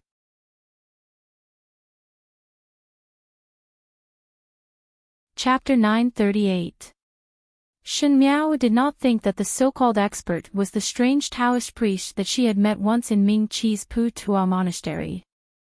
That day the strange Taoist priest's words made Shen Miao brooded for a long time, as she felt that this person seemed to have seen through the secret of her 2 lifetimes. But afterwards when she sent people to search for that Taoist priest's whereabouts, they searched the entire Ding capital and did not find any trace of that person. Now thinking about it, it was no wonder that she could not find anything. This Taoist priest actually came all the way to the great Liang's Long Yi. Thus the matter was somewhat strange. According to what Ben Yu said, that pair of siblings had met this Taoist priest a few years ago. A few years ago the Taoist priest was actually in Long Yi, and it seemed that this Taoist priest had stayed in Long Yi for quite a long time. Could it be that this Taoist priest was from the Great Liang? Then why would he appear in Ming Chi's Ding capital? It was not possible that he came all the way back just to calculate those 2 divination sticks for her, right? Shen Miao said, Taoist priest. The strange Taoist priest looked at her and stroked his beard before shaking his head. This Taoist priest's name is Qi Yan. Furen is here to save someone. This Taoist priest has been waiting for you for a long time. Luo Tan was startled for a moment before asking, Taoist priest Qi Yan, you already knew that we would come back to look for you. Taoist priest Qi Yan smiled proudly and shook the divination pot at his waist. The pot made a crackling sound as he said, this Taoist priest also did a divination for himself. Shen Miao thought that this Taoist priest was weird but seemed to have some real ability. For example, the words that he said in Pu Tuo Monastery were very reasonable. If he was that so-called expert, it would not be surprising. She said, my husband is seriously injured, and upon hearing that Taoist priest can go against the heavens and change one's fate, I specially came over to ask Taoist priest to save my husband's life. After the matter is done, there will be a reward. Finxiang and the rest were standing behind Shen Miao. When they heard Shen Miao's words, it seemed that she knew this strange Taoist priest. Even though they were bewildered in their hearts, it was not a good time to ask. Now that he heard Shen Miao's words, he started to suspect if she was possessed. The matter of defying the heavens and changing fate was too mysterious. No matter how he looked at it, this priest was just an ordinary person who grew up eating grains. Could it be that Shen Miao had been deceived by a swindler? Shen Miao, however, knew that for a person who was able to see that she had lived 2 lifetimes and was able to see that she was an empress in her previous life, this strange Taoist priest was not someone who spoke nonsense and guessed. Hearing Shen Miao's words, strange Taoist priest smiled and shook his head. As he got closer, everyone could see clearly that he was carrying a premonition on his back and holding a fish basket in his hand. It seemed like he had gone fishing. However, there was a line on the fishing rod, and the hook connected to it was straight. It would be strange if he could catch a fish like that. Sure enough, the fish basket was also empty. How pitiful. Seeing that he was not replying to Shen Miao, Luo Tan became anxious and asked, Taoist priest, can you save my brother-in-law? The Taoist priest placed the fish against the door and then straightened his back. He looked deeply at Shen Miao and said, Heaven's secrets cannot be divulged. I cannot even divulge heaven's secrets to madam. How would I dare to go against the heavens and change my fate? But you have saved Ben Yu's friend, that little brother. Luo Tan was puzzled. Isn't that considered going against the heavens and changing one's fate?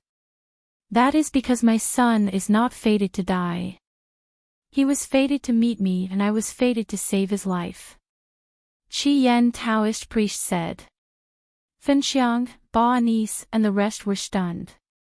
They thought that it was just the siblings talking nonsense and did not expect it to be true. Moreover, the Taoist priest in front of them also admitted that he was the one who did it. Shen Miao frowned slightly. Then dare I ask, Taoist priest, what is our fate? The Taoist priest smiled. Heaven's secrets cannot be divulged.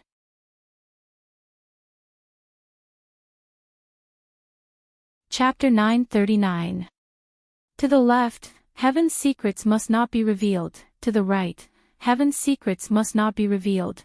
And at such a critical juncture, even if Shen Miao was able to endure it, her anger rose to her head and she said angrily, what a person outside the secular world does is not something that is completely devoid of conscience. Now that good people are harmed by scoundrels, the bad people are instead proud of themselves. It is really that killing and arson is a golden belt, repairing bridges and mending roads without a corpse. What kind of heaven's way is this? What kind of righteousness is this? Taoist priests still carried out such a practice. This is really an eye-opener for me, and I also find it extremely ridiculous. Song Yang's eyes widened. Why was Shen Miao scolding people now? These words could not be said to be incisive, but for Shen Miao to say it in one breath, it made one's heart feel refreshed. Contrary to everyone's expectation, Taoist priest Scarlet Flame did not get angry after being scolded. Instead, he laughed heartily and said, "It's true that you have been with that dragon for a long time, you have also become so fierce." "Very good." Luo Tan muttered softly, "Are you sick?" Being scolded and still so happy, Taoist priest Qi Yan opened his mouth, "You are right. Heaven's way is originally unfair, but the people of the world care about the matters of the world. Heaven's way dominates the way of fate but cannot dominate the way of fate." He smiled gently, his horsetail whisk, even though he was dressed in rags, at this moment there was a trace of celestial air about him. He said, "Even though Heaven's way did not preordain me to change his fate and his fate is too precious and I am unable to change it, but Heaven's way preordained us to meet here and also preordained this poor Taoist to bestow you with fate." He spoke in a muddled manner and everyone was puzzled. Only Shen Miao looked at him sharply. She heard that Taoist priest said, "You really want to save him?" "Correct."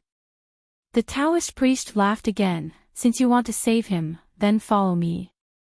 Finishing, he turned around and made a move to walk forward. Shen Miao did not hesitate and immediately followed. Fictional and the rest also quickly set off. Taoist priest Qi Yan suddenly turned back and looked at Fictional and the rest, "You all cannot follow." "Why?" Song Yang's face was filled with anger. They were ordered to protect Shen Miao's safety, so how could they let Shen Miao follow a strange Taoist priest alone? If something happened to her, how would they explain it to Xie Jingxing when he woke up? "In front of us is the Qi Men Dun Jia set up by my master. No one in the world can solve the Qi Men Dun Jia set up by my master, including me.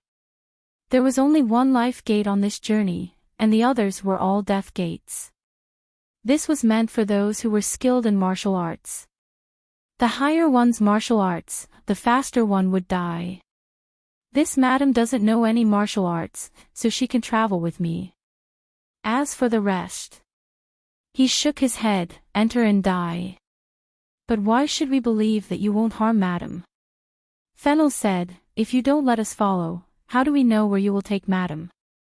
Taoist priest Scarlet Flame spread his hands like a scoundrel. "If you don't believe me, I won't go. Take this lady back quickly." Feng Hua almost vomited blood. Shen Miao said, "All of you just wait here for me. I will go over with the priest." Furen. Octagon Anise also disagreed. "That." Luo Tan carefully opened her mouth, "I say, can I go or not? Even though I have martial arts, it is not high, so it should not affect me." Taoist priest Scarlet Flame seemed to have noticed Luo Tan and sized her up from head to toe, "Still all right. More or less no martial arts. All right, you also come with me." Luo Tan. What did he mean by more or less no martial arts? Her martial arts were just a little worse and could not be compared to those in Prince Rui's residence who trained since young, but it was not that she did not have any good martial arts.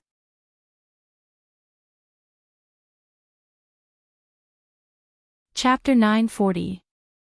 However, compared to Feng Hua and the others, at least she could go with Shen Miao. Luo Tan said, "Little cousin, I will accompany you. If anything happens, I can take care of you." Shen Miao thought for a while and nodded. Although Luo Tan was impulsive, she had not caused any trouble. Shen Miao did not know what Taoist priest Qi Yan wanted to do. She had always been on guard against people. Although she believed that Taoist priest Qi Yan had some ability, she was still suspicious of him. Feng Hua and the others saw that Shen Miao had made up her mind and knew that it was impossible to persuade her. Seeing that Luo Tan also followed them, they were slightly relieved. They gave Luo Tan some instructions and even gave her the signal fireworks that the Mo Yu army used to send messages. They said that if anything happened, she should crush the fireworks and they would naturally think of a way to rush over. Taoist priest Qi Yan was somewhat impatient and said, "Why are you still not leaving? When it gets dark, this poor Daoist will not be able to help you. Shen Miao said, let's go now. The path that Daoist priest Qi Yan took with Shen Miao and Luo Tan was very strange. Or it could be said that this place was like a forest and originally there was no road. However, Daoist priest Qi Yan took a very sharp turn and fell at a certain time. It was as if there was a clear road in a place that they could not see. The road that he took was not easy to walk on. Sometimes it seemed that there was no way out but he could dig out a new road. Luo Tan was amazed and Shen Miao was also somewhat surprised. Luo Tan asked, Daoist priest, you seem to be very familiar with this place. Do you come here often? This poor Daoist has lived here since young and is naturally familiar with it. Daoist priest Qi Yan proudly stroked his beard and said, many of these trees were planted by this poor Daoist. Luo Tan nodded, it seems that you are a native of Daliang. How come I heard that? You have met little cousin before. Little cousin has never been to Longyi before. Could it be that you met in Longyi? Luo Tan was still thinking about Shen Miao's surprised look when she saw Daoist priest Qi Yan. It was obvious that they knew each other before. Daoist priest Qi Yan gave Shen Miao a meaningful look. This poor Daoist and this madam are fated to meet each other. No matter where we are, we will definitely meet. Luo Tan scratched her head. She didn't understand. Shen Miao, on the other hand, seemed to be deep in thought. She always felt that this Daoist seemed to know more than she thought. After this incident with Xie Jingxing was over, could he seriously ask her about his previous life? Just as this thought appeared in her mind, Daoist priest Qi Yan said with a smile, Madam, you want to save someone, but you also want to ask questions. You can only choose one of the two, you can't have both. Where there are gains, there are losses, and where there are losses, there are gains. Madam, you must think carefully about your choice. Shen Miao's heart quivered. The Daoist priest seemed to be able to see through her thoughts. This meant that if they wanted to ask about the past life, they couldn't save Xie Jingxing. If they wanted to save Xie Jingxing, they had to keep silent about the past life. What kind of rule was this? Shen Miao was somewhat depressed. She heard Daoist priest Qi Yan ask, has Madam made a decision in your heart? Luo Tan looked at the two of them curiously. She didn't understand what Daoist priest Qi Yan and Shen Miao were talking about. However, Shen Miao had always been like this. Very few people could understand what she said. Her brain was not good, so it was even more impossible for her to understand. Shen Miao lightly said, I can think of a way to find the answer myself. But when it comes to saving someone, I don't have any medical skills nor do I know how to change fate. I can only trouble Daoist priest. How can a secret be compared to a life? Daoist priest, please save the person first. Strange Daoist priest laughed again. Madam is not honest. Instead of a secret and a life, it is better to say that you regard him as more important than yourself. So for him, you gave up the things that you are pursuing. He mysteriously smiled. Madam's hostility has also dissipated a lot because of this.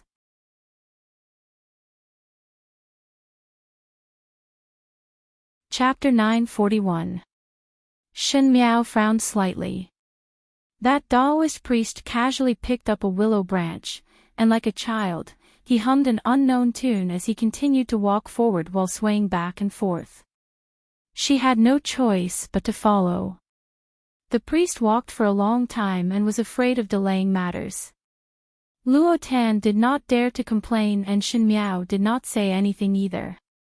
They did not know what time it was and only felt that the sky was getting darker and the sun was getting weaker. The priest suddenly stopped and said, We have arrived. Luo Tan and Shen Miao both took 2 steps forward and saw that in front of them was a huge mountain valley. This valley was filled with fragrant flowers, and it was already the height of summer in June, and the flowers and plants were in full bloom. In addition to the golden rays of the setting sun, the 5-colored flowing lights made it seem as if they had arrived at a paradise on earth, and one would feel that it was unreal. "This place is so beautiful," Luo Tan exclaimed. Priest Qi Yan looked at Shen Miao. Did Furen discover anything? Shen Miao only felt that there was a faintly discernible medicinal fragrance in the air and looked at the flowers and plants everywhere. Even though they were bright, they did not seem to be the same as ordinary flowers and plants. She hesitated for a moment before saying, "Are they medicinal herbs?" Daoist priest Scarlet Flame laughed. "Exactly. Although I can't save your husband and can't change his fate, my master has a medicinal valley with a stock of herb that can cure 100 poisons. This stock of herb can save your husband's life." Shen Miao did not tell Taoist priest Qi Yan about Xie Jingxing's injuries, but Taoist priest Qi Yan was able to tell that Xie Jingxing was poisoned. Luo Tan looked at the strange Taoist in admiration, but Shen Miao did not think much of it, as she had already expected that this strange Taoist had some skills. It was not strange at all. She said, "I beg Dao Zhang to give me the medicine that can cure 100 poisons and save my husband's life." Qi Yan smiled. "This herb was left by my great-great-great-great master. It has been placed in this medicine valley. Until now, there is only one in the world. If an ordinary person were to eat it, their lifespan would be prolonged. If a poisoned person were to eat it, their illness would naturally be cured. This stock of medicinal herb is so precious, how can I give it to you for free? You are a compassionate Taoist priest." Luo Tan said, "If it is gold and silver, my youngest Biao sister can afford it. What do you want to exchange?" Shen Miao also said, "As long as it is within my ability, I will definitely do it for priest." "What if I want Furen's life in exchange?" Qi Yan said slyly. Shen Miao was startled, and before she could speak, Luo Tan said, "You are such a bully. How can there be such conditions?" Qi Yan waved his hand and said, "Monks are merciful. I am a Taoist priest, so naturally, I will not do this kind of murder and arson. It's just a joke. I have a question that I need to ask Furen." He looked at Shen Miao, who was momentarily stunned. "Can Furen dispel my doubts?" Miao, Shen, Fu, priest, Shen's is, Daoist deist Fu Shen tu, she, how to, it, he, how, he. But how to? If one invested too much emotion, one would be hurt deeper in the future. Everything in her past life was a living example. She could try to love again, but she did not dare to have a strong love and could not afford to gamble. Youngest Biao sister. Luo Tan shook her arm. Shen Miao settled her mind and looked at the Daoist priest. "Daoist priest, please speak." "Look." The Daoist priest crouched down and pointed to a small flower in the grass. "This is red sleeve grass. It is an elixir that can treat coughs. But these days it does not bloom much. Furen, what is the reason?"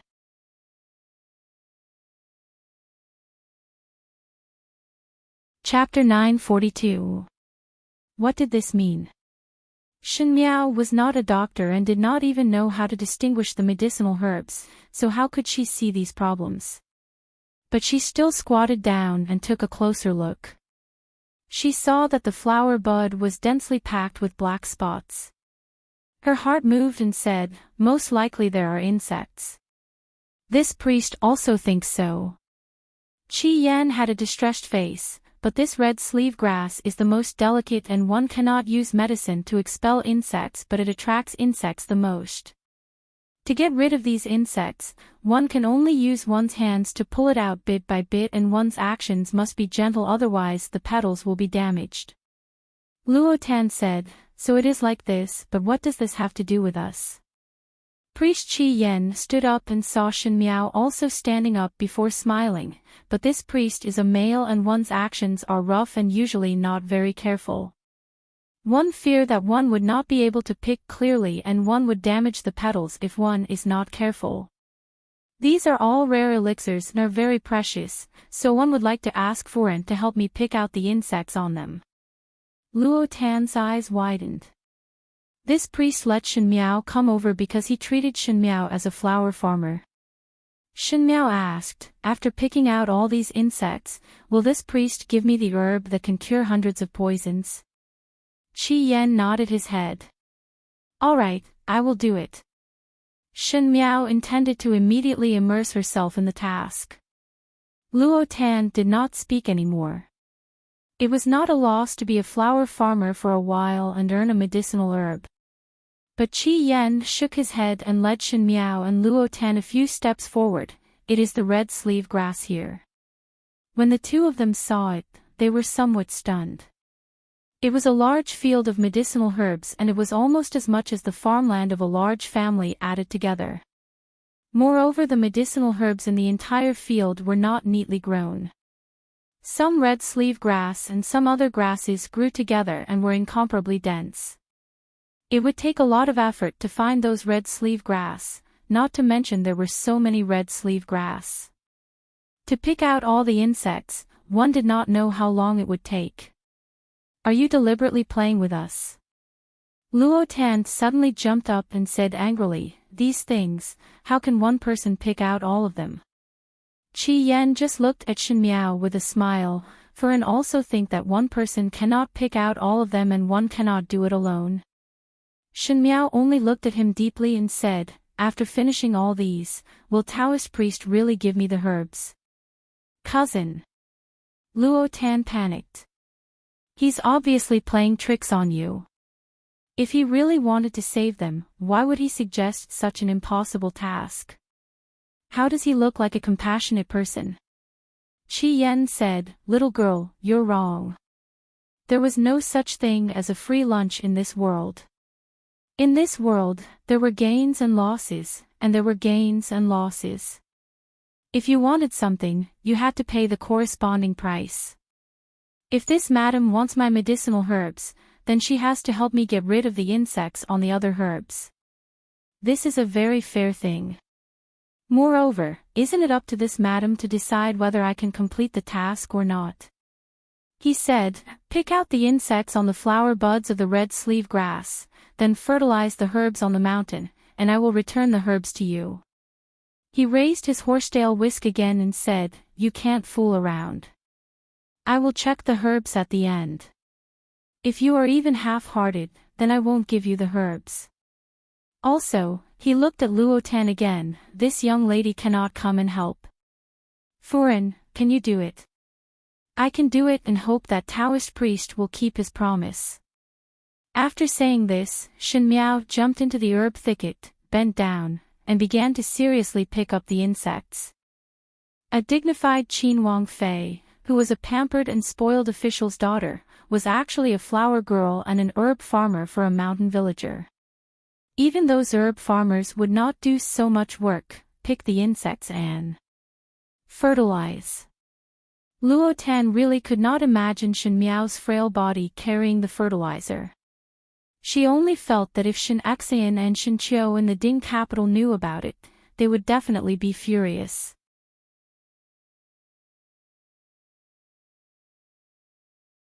Chapter 943. But when would Shen Miao go back on her decision?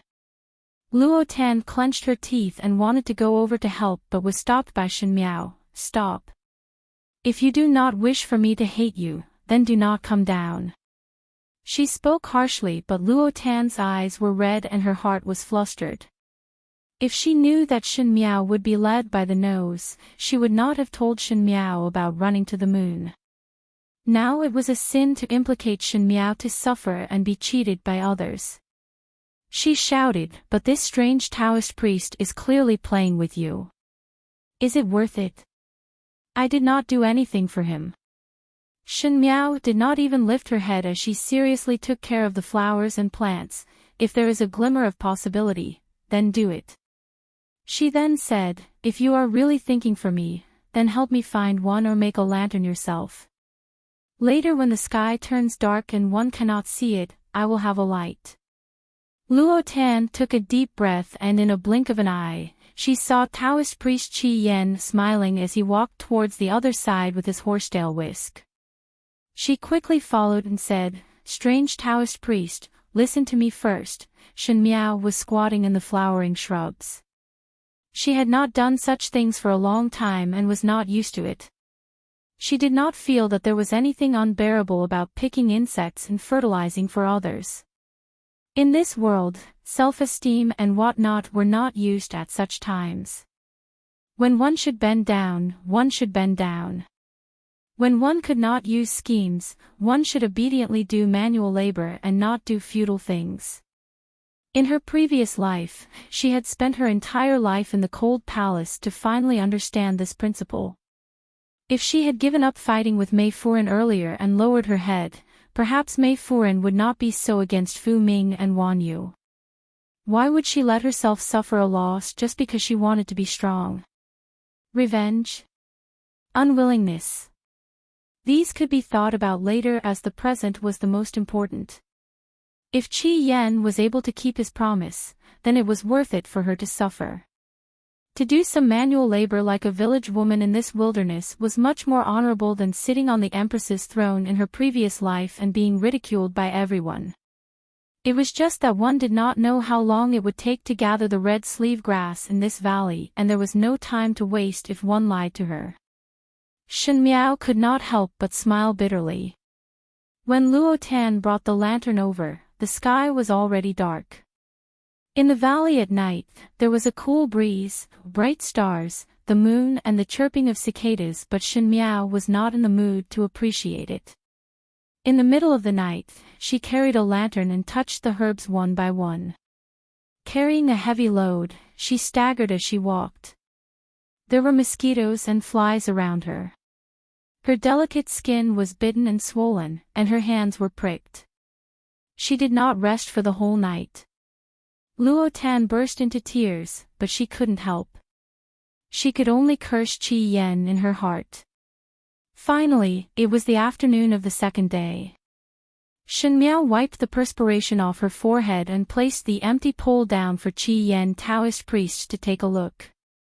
Priest Qi Yen laughed, "There is no need to look, you have done very well." He then took out a small box from his personal luggage and handed it over to Shen Miao. Shen Miao opened it to take a look and indeed saw a stalk of medicinal herb lying inside. "This is the herb." Taoist priest Scarlet Flame smiled. "You helped me heal all the red sleeve grass on the mountain, and I'll use it to heal your husband's injury. I will keep my promise." Luo Tan angrily said, "This is a profit for you." Furan's persistence made this priest look at you in a new light. "I hope that no matter what happens in the future, Furan will think of today's sincerity." If Furan had a little bit of luck, the insects would not have been completely removed and this herb would not be in Furan's hands. Many thanks for the priest's gift. Shen Miao was in a hurry to rush back. The moment she received the herb, she felt a deep weakness all over her body. She did not sleep all night, and these days she did not rest well. She was like a fully stretched bow, and now that she relaxed, she felt that her head was heavy and her feet light. Many thanks for the priest's gift. Luo Tan was very dissatisfied with this priest's strange request, and looking at Shen Miao's sorry state, her heart was very uncomfortable. Shen Miao was the calmest and most calm person in the Luo and Shen family, but now she was teased by others without any leeway to retaliate, making her very unreconciled. She said, "Also hope that in the future the red sleeve grass will not have any more insects. In the future, there will not be anyone as kind as my youngest Biao sister, to be an herb farmer and do all the work in the mountain for you." Even those herb farmers would not do their best in one night. Taoist priest Scarlet Flame laughed out loud, "That cannot be said. I and Furan have met 3 times, and this is only 2. There will still be one more time." Luo Tan's lips twitched, "Who wants to meet?" She pulled Shen Miao and said, "I will support you. Let's go down the mountain." She then said to Taoist priest Scarlet Flame, "Priest should also hurry up. One is still waiting for the thing to save lives." Taoist priest Scarlet Flame followed behind and looked at their backs. His gaze landed on Shen Miao's slightly staggering footsteps, and the smile on his face disappeared as a trace of pity flashed in his eyes. After a long while, he shook his head and spat out 2 words. "Futile."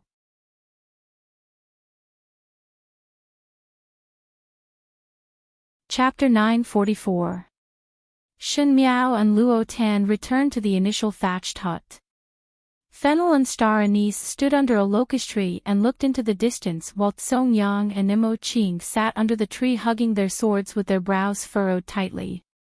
Fennel suddenly said, "They are here." Octagonal Aniseed hurried over and saw Luo Tan and Shen Miao following behind the strange Taoist priest. Luo Tan was still fine, but Shen Miao seemed to have tripped over somewhere. She was covered in mud and her hair was a mess. There was a strange smell coming from her. Fennel and Star Anise looked at each other and had the same thought. Star Anise asked, "Furen, you are..." Just as Luo Tan was about to speak, Shen Miao pulled her sleeves. When she looked up, Shen Miao shook her head at her and swallowed the words that were about to come out of her mouth. Shen Miao said, "Let's go." Priest Qi Yen said, "Since you are in a hurry, there is no need to take the path that you came from. Let me show you a shortcut." He brought the few of them around, and when they reached one side, there was an impressively endless farmland. In these crisscrossed farmland, there was a clearly visible path. Ben Yu once said that the path that the siblings took had farmland and small paths. Now it coincided with the path in front of them. It seemed that the siblings did not take the path that Shen Miao and the rest came from but this path. Qi Yen said, "You all follow this path straight ahead and you will be able to reach the exit." He then looked at Shen Miao and smiled. This priest once told Furen that Furen will face a calamity. Shen Miao looked at him calmly. Priest is trying to say that the calamity is about to appear. The calamity is born in response to heaven's will and the mysteries of heaven cannot be revealed. The priest smiled mysteriously. However, not long later, this priest and Furen will meet again. At that time, one hope that Furen can be like last night and remove all the bugs on the red sleeve grass. At that time, the calamity will have a chance to be resolved. His words were neither yin nor yang and were unclear. The others were confused and Shen Miao also did not understand. However, there wasn't much for him to do here right now. If he didn't make a mistake, including the time when he left and the night he stayed here, today was already the 6th day. That Yuan Guiwan would at best last for 10 days, moreover the old imperial physician said that Xie Jingxing's poison had already started to spread and would be in danger in around 7 days. There was no time to linger. After saying goodbye to Qi Yen, Shen Miao and others walked on the path in the field. Just as Taoist priest Scarlet Flame had said, the path was much easier than the one they had walked in the forest the day before. When they were about to board the carriage, Fenxiang could not help but ask, "Furen, what did that priest make you do? What happened last night?" She looked at Shen Miao's sorry figure and could not believe that nothing happened. Shen Miao said, "Nothing much, it is more important to return first." They were the first to board the carriage and saw that Shen Miao was unwilling to talk more. Even though Fenxiang and the rest were suspicious, they were helpless. In addition, Xie Jingxing's injuries could not be delayed and they quickly rode back. In the carriage, Luo Tan asked Shen Miao, "Biao youngest sister, why did you not say anything?" In Luo Tan's view, for Shen Miao to suffer so much because of Xie Jingxing, it was touching no matter what. Even if it was a husband and wife from an ordinary family, they would be able to do this for each other. A young lady from a noble family was willing to kneel down to be a herb farmer and do it for an entire night. Not everyone would be able to do that. Shen Miao suffered but did not tell others and instead hid it. What benefits was there in doing that? Doing all these is not for others to show off. Shen Miao said, moreover if it were to spread out, it would damage the face of the residence of Prince Rui. This matter ends here and you must not tell others.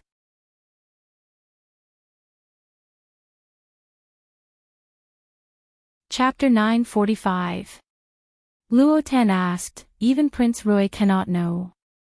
Shen Miao nodded her head. Luo Tan said, I know. She then said to Shen Miao, you rest for a while first. After going back and forth, it would be tomorrow when one reaches Long Yi. You were busy all night last night and did not rest at all. Now you look very haggard.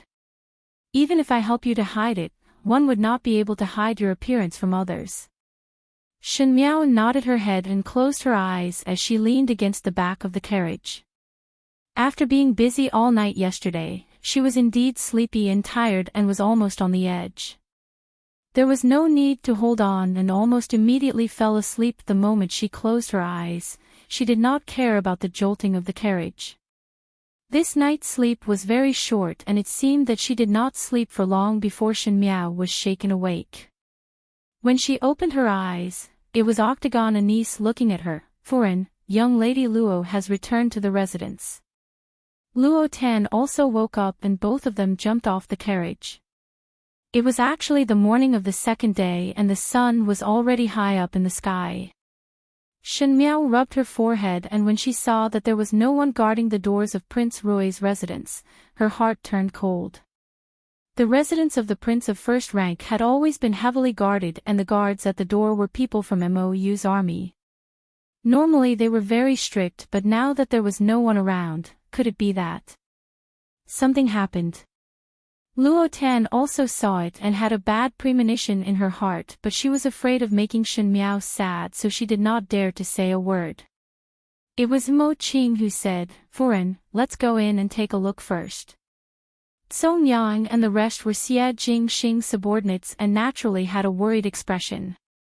When they walked into the residence of the prince of first rank, they saw that it was empty and their hearts became more suspicious and uneasy. Shen Miao walked in a hurry and almost bumped into someone.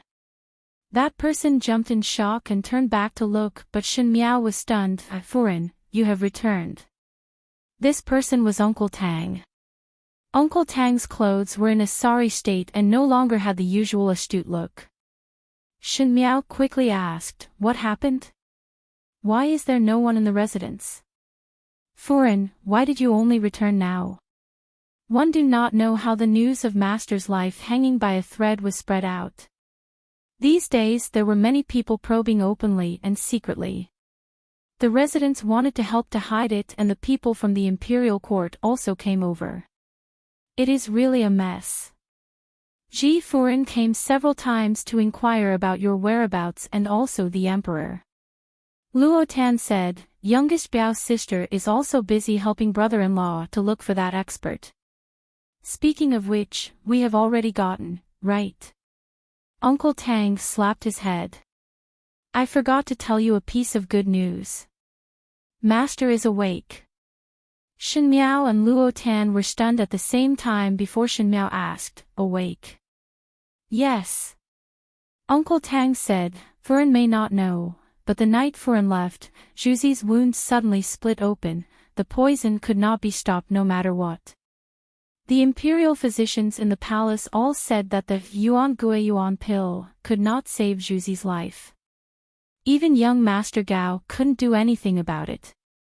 He said that in less than 2 days, Master will be in trouble. Uncle Tang's words were full of twists and turns. Everyone's heart sank. Luin was in quick and could not help and could nod and said. Wu Li said. Tan was long and Ruk Ming. Luo Ji Furen was anxious. Seeing that the entire Long Yi kingdom knew about it, she simply posted a notice outside, asking for doctors who passed by to treat her mistress's illness. They would definitely reward them handsomely. Coincidentally, someone uncovered the notice and invited him in. He gave his master a medicinal herb and young Master Gao refined the herb into a pill for his master to consume. His master's wounds gradually healed and he even woke up in the wee hours of the morning. Young Master Gao and the imperial physician in the palace had seen that Master's injuries were gradually recovering and the poison was also cured.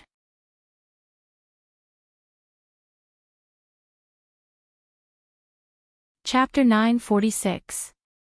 Uncle Tang finished speaking in one breath and paused before sighing. Everyone said that Master's life should not end like this. 2 years ago, others also said that Master could not make it, but Master managed to pull through. Now that it is like this, it is really heaven's benevolence, and it is also the late Empress who is blessing Master from heaven. When Shen Miao heard that Xie Jingxing's poison had been cured, she was really relieved this time. Ba Jiao and the rest also patted their chests and their suspended hearts were finally put back into their stomachs. Luo Tan looked at Shen Miao and thought that it was not easy for Shen Miao to obtain this stock of medicinal herb from that harsh and strange Taoist priest's hands, but now that medicinal herb was useless. Who asked that passerby to uncover this notice for no reason? But after thinking about it, that person still managed to cure Xie Jingxing and felt that there was nothing wrong with that person. It was just that looking at Shen Miao secretly felt that it was not worth it and felt that Shen Miao had done so much for nothing. Uncle Tang said again, when Master just woke up, he asked Furen where did Furen go. Furen did not allow this old servant to casually speak of this matter, and these days Furen did not return. This old servant was afraid that something would happen and was afraid that Master's imagination would run wild and cause his injuries to worsen, so this was concealed. Shen Miao said, "You did very well." She didn't want others to know that she went to find Qi Yan. On the one hand, she was afraid of being taken advantage of by others. On the other hand, if a person was too sad about something, it would become an obvious weakness of that person. If one day others wanted to deal with Shen Miao, they only needed to lay their hands on Xie Jingxing. Shen Miao did not want to expose her weakness too early. Moreover, Shen Miao did not dare to be sure how Xie Jingxing would view her somewhat rash actions.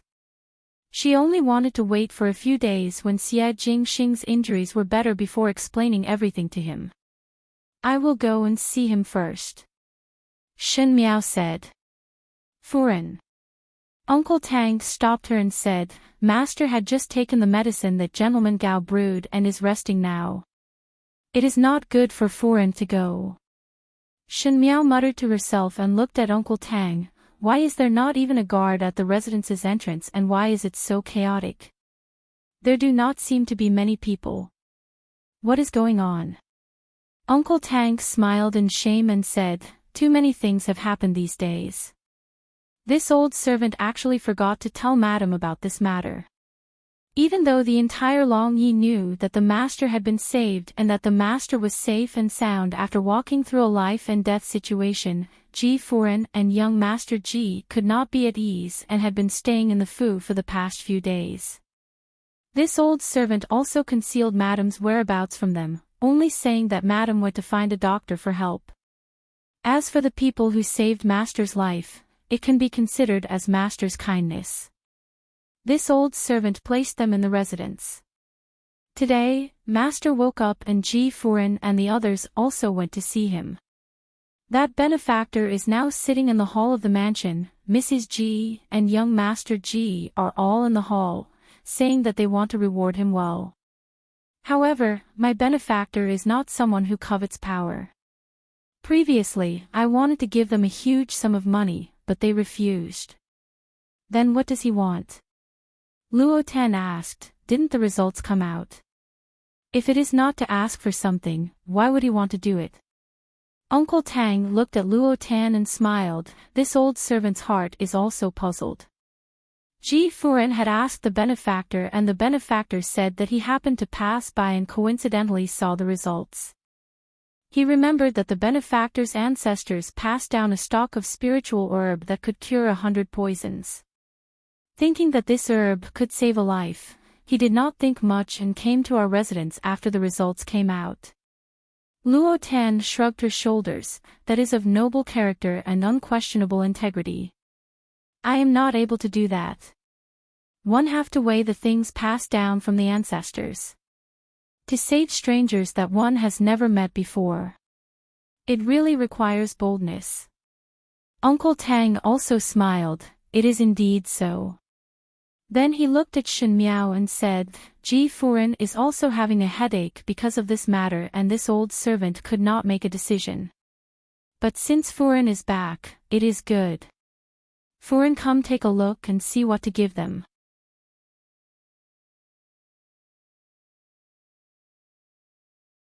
Chapter 947. Since they are the benefactors, I will go and meet them first.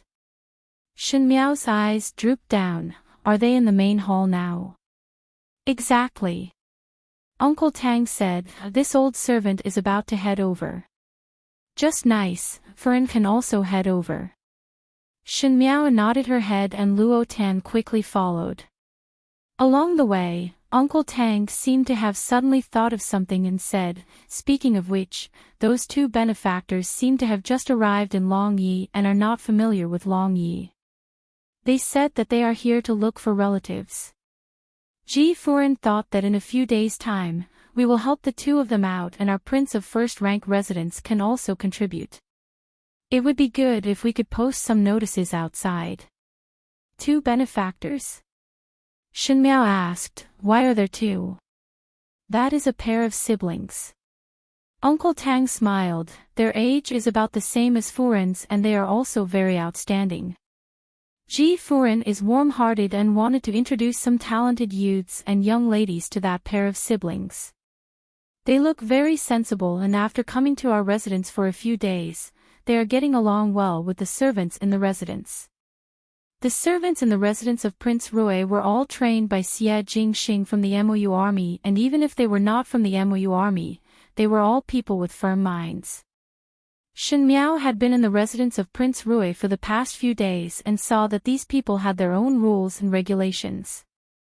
It was difficult for a person like Xie Jingxing who had no regard for rules and was undisciplined to train up a group of subordinates that were so strict to the point of self-abuse. And to be able to get along well with these people was not something that an ordinary person could do. No matter how warm-hearted one was, there would be a basic level of vigilance and boundaries between people, especially the people from the residence of Prince Rui. One did not know if it was Shen Miao's intuition, but she felt that this pair of benefactors were not simple. Luo Tan was curious, in that case, this pair of siblings are extremely good people. Approximately. Uncle Tang smiled, no matter what, to be able to save Master's life, one would be a guest of honor for life in the residence of Prince Rui. Just as they were speaking, they had already walked to the entrance of the main hall and upon entering, they saw Ji Furen and the three Darren sitting in the middle of the room. Ji Darren was talking to Ji Furen about something. Seeing Shen Miao following behind Uncle Tang, Ji Furen immediately stood up and quickly walked forward to say, Jiao Nyang, you're finally back. There were some Furens in the hall but Shen Miao had never seen them before. Shen Miao looked at Ji Furen with some doubt. Ji Furen noticed her gaze and said in a low voice, these are the Furens who came to visit Jingxing. It is not easy to send them back during the day so they can only sit here.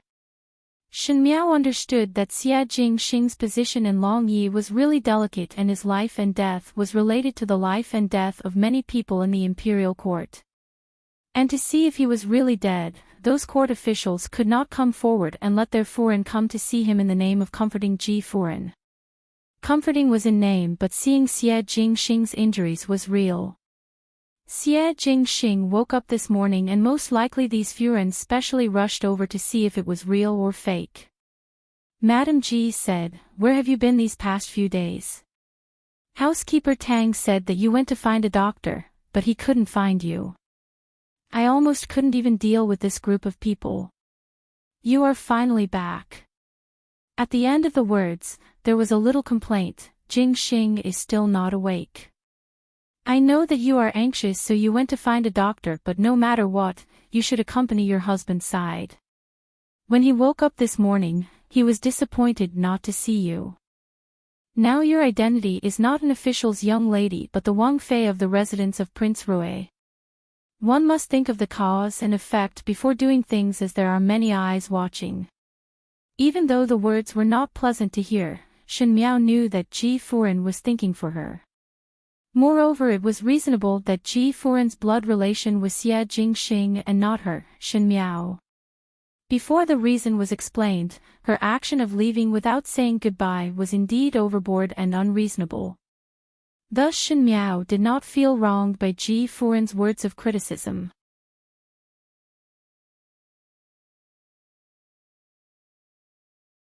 Chapter 948. Ji Furen had just finished speaking to Shen Miao in a low voice when a matron in the hall looked at Shen Miao and said with a smile, "Qin Wang Fei has calculated. These few days when we came to visit, we did not see Qin Wang Fei. We thought that Qin Wang Fei was heartbroken because His Highness the First Prince was bedridden and thus did not come out. Our hearts were very worried and were afraid that something would happen. Now that we see that Qin Wang Fei is fine, we are relieved." These words were saying that Shen Miao was not qualified to be Rui Wang Fei. As a Wang Fei, her own husband was seriously injured in bed and she did not even show her face. She did not stay by the bedside and did not come out to meet the guests. Not only was her movement suspicious, she was also cold and heartless. Ji Furen's expression was somewhat ugly. Shen Miao smiled slightly and said to that Furen indifferently, "The family is in chaos and have troubled Furen to worry." The meaning behind her words was that she did not need to trouble an outsider to worry about her own residence's matters. Shen Miao was a person who would become stronger when meeting strong people. She had to be soft when dealing with Xie Jingxing, that kind of unfathomable person, but she did not need to think too much when dealing with a brainless female. Thus her words were especially sarcastic. That Furen was speechless. But when she turned sideways, her appearance was clearly exposed in front of everyone. One could only hear another Furen exclaiming, "Rui Wang Fei, what happened to you? Why are your clothes so dirty? Could it be that you fell?" Then she suddenly covered her nose and revealed an extremely uncomfortable look. Ji Furen and Ji Darren were surprised, Uncle Tang was also surprised and everyone's eyes in the hall focused on Shen Miao. Only then did they discover that Shen Miao's clothes were covered with mud and dust and was extremely dirty. Looking carefully, her hair seemed to be a little messy. Even though she had tidied it up, she still looked a little embarrassed. And there was a faint smell coming from her body, but it was like the smell of fertilizer. Those Furens originally did not like Rui Qin Wang Fei, this outsider, and now that there was a topic to talk about, they immediately started talking at once, saying if Shen Miao was anxious in her heart and made a mistake in her actions, or if she suddenly fell down or something. Luo Tan was fuming with anger as she heard it from behind. Only she knew how Shen Miao ended up in such a sorry state, but Shen Miao had warned her that this matter must not be spoken out. Uncle Tang was a little surprised. When he saw Shen Miao, he was preoccupied with official matters and neglected Shen Miao's appearance. Moreover, Shen Miao had always been dignified and noble and her dressing was meticulous. There was never a time when she did not care about her appearance. Embarrassment appeared on Ji Furen's face. Shen Miao was her niece-in-law and to say that Shen Miao was not was tantamount to ruthlessly slapping her face. In the midst of the whispers, Shen Miao's expression was the most indifferent as she did not feel that there was anything wrong with it. These madams were xenophobic and had never seen her as one of their own. For those who were picky, no matter how expensive she was dressed today, those people would not change their opinion of her. Therefore, she did not feel that her sorry state was very embarrassing in the eyes of the crowd. After all, in the future they would not have a relationship of sitting and drinking tea together. Just as Ji Furen wanted to say a few words to smooth things over, she suddenly heard a male's laughter coming from the outer hall. "Brother Li is really talented. I am unable to solve this 9 interlocking rings, but you managed to solve it in less than half an incense stick of time." Other than my third older brother, there is no one faster than you. It was Ji Yushu's voice. Following that, another voice sounded and it seemed to be a young male's voice. It was very clear but also somewhat hoarse. When put together, it was somewhat special. That person said, Brother Ji has given way. This one dare not be compared with His Highness Prince of the first rank.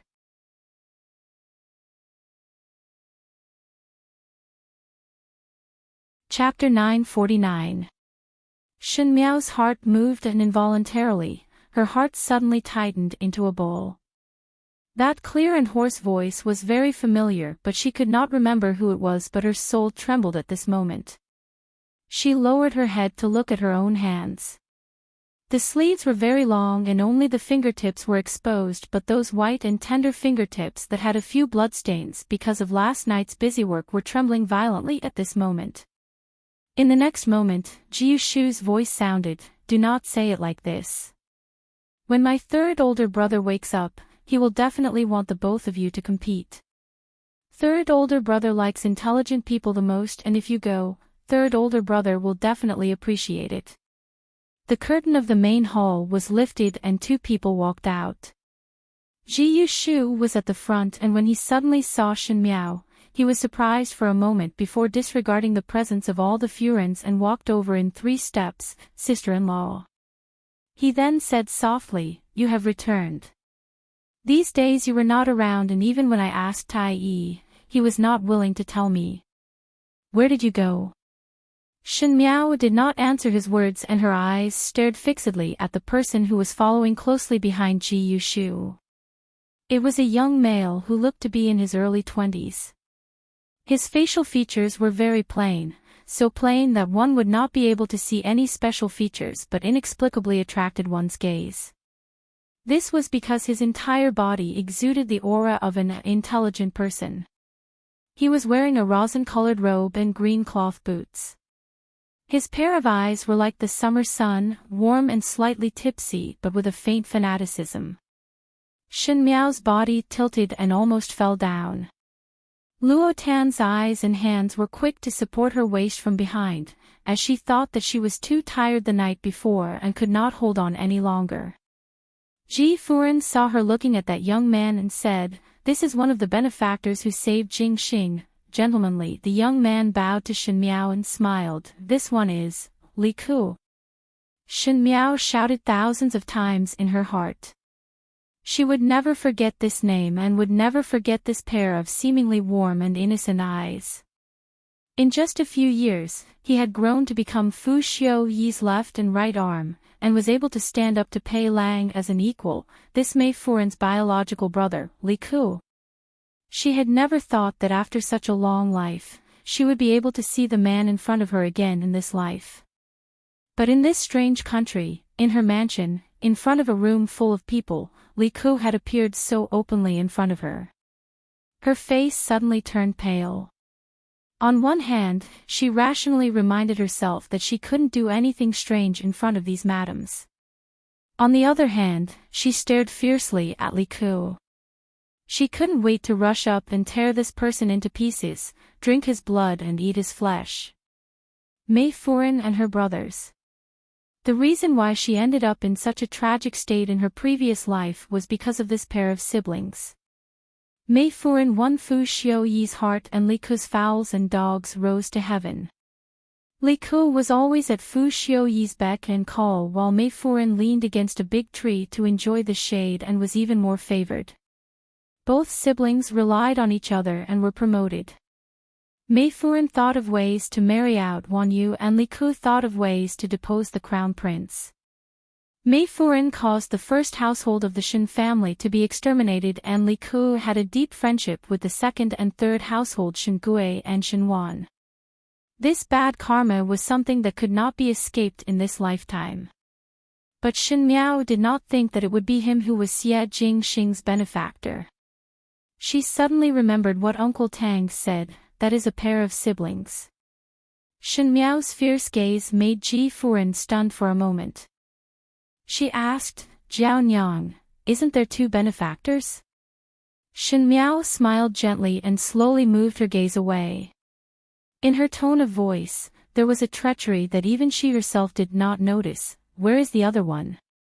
Just now the maid poured tea on her and I let her change her clothes. Jiao Nyang has a lot of clothes and there are no other female clothes in the residence. It is not good to take the maid's clothes, so I took Jiao Nyang's clothes to deal with it. Ji Furen said. Just as she was speaking, she saw Ji Yushu looking outside the door, coming. That female had a hibiscus face and a willow waist. Her appearance was comparable to a fairy. She wore a thin gown and slowly walked over. The noon sun came in because she pulled open the curtains, and it made this young lady even more beautiful. Her light smile was dazzling, and it was as if Shen Miao was separated by a lifetime, and saw the brilliance that she saw before her death. Shen Miao stood in the room with disheveled clothes and a pale face. The way she stared at that female was like a hungry wolf, like a fierce tiger, like a venomous snake lying in wait for an opportunity to strike. That person wore her clothes and came to her residence. She saved her husband and appeared in front of her with a swagger. The old enemy of the previous lifetime, the death enemy of this lifetime, the bad karma could not be cut off and was once again pushed to the edge of fate. Mei Nyang greets Princess Consort. The female said. Mei Nyang. No, you are not Mei Nyang. You are. The blood of the Emperor of Mingqi, Fu Xiu-yi, the imperial consort of the new crown prince, Fu Ming. She is also my mortal enemy, Mei Furen.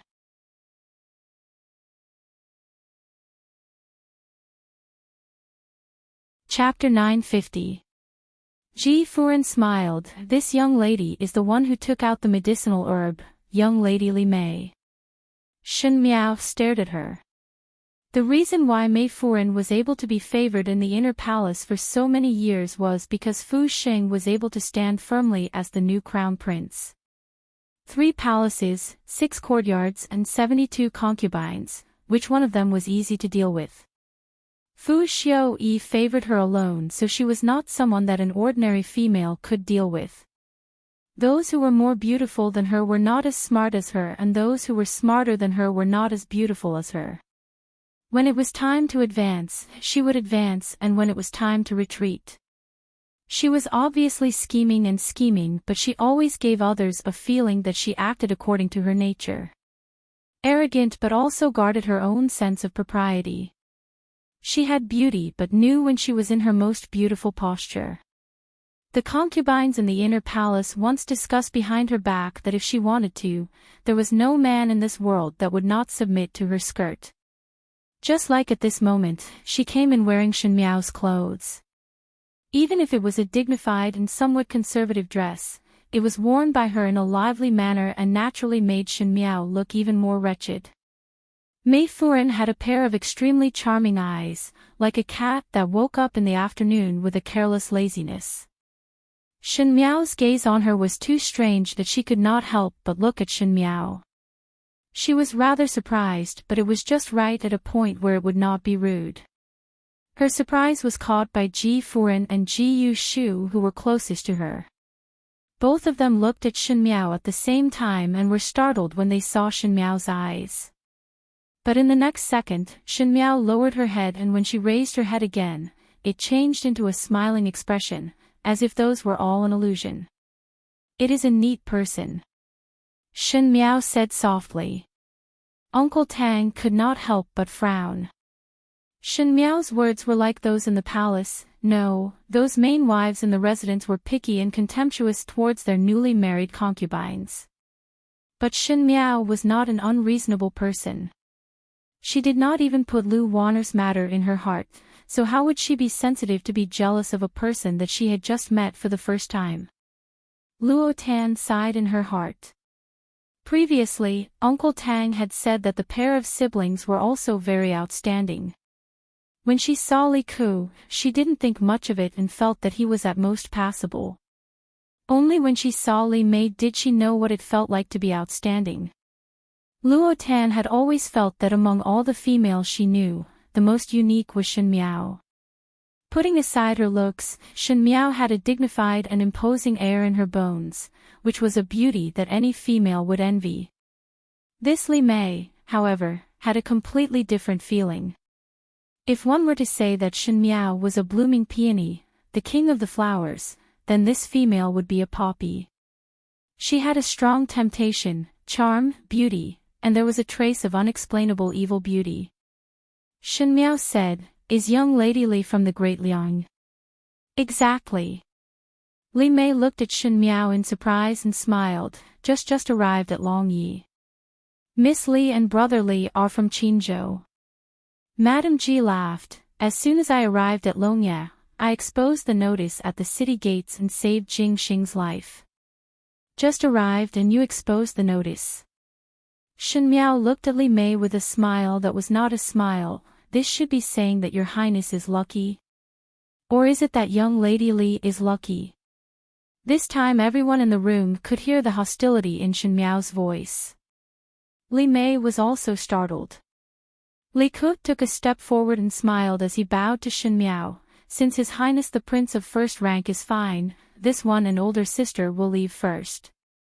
These days in the residence there have been many disturbances and have offended." This Li Ke's words were neither servile nor overbearing. It was as if he had heard Shen Miao's words and acted out of anger due to his pride. Ji Furen was stunned for a moment and did not have the time to ask Shen Miao what was going on. She subconsciously wanted to embrace Li Ke and Li Mei. "What disturbances? You have saved Jing Xing's life, how can it be said that one has offended? Speaking of which, we have not repaid."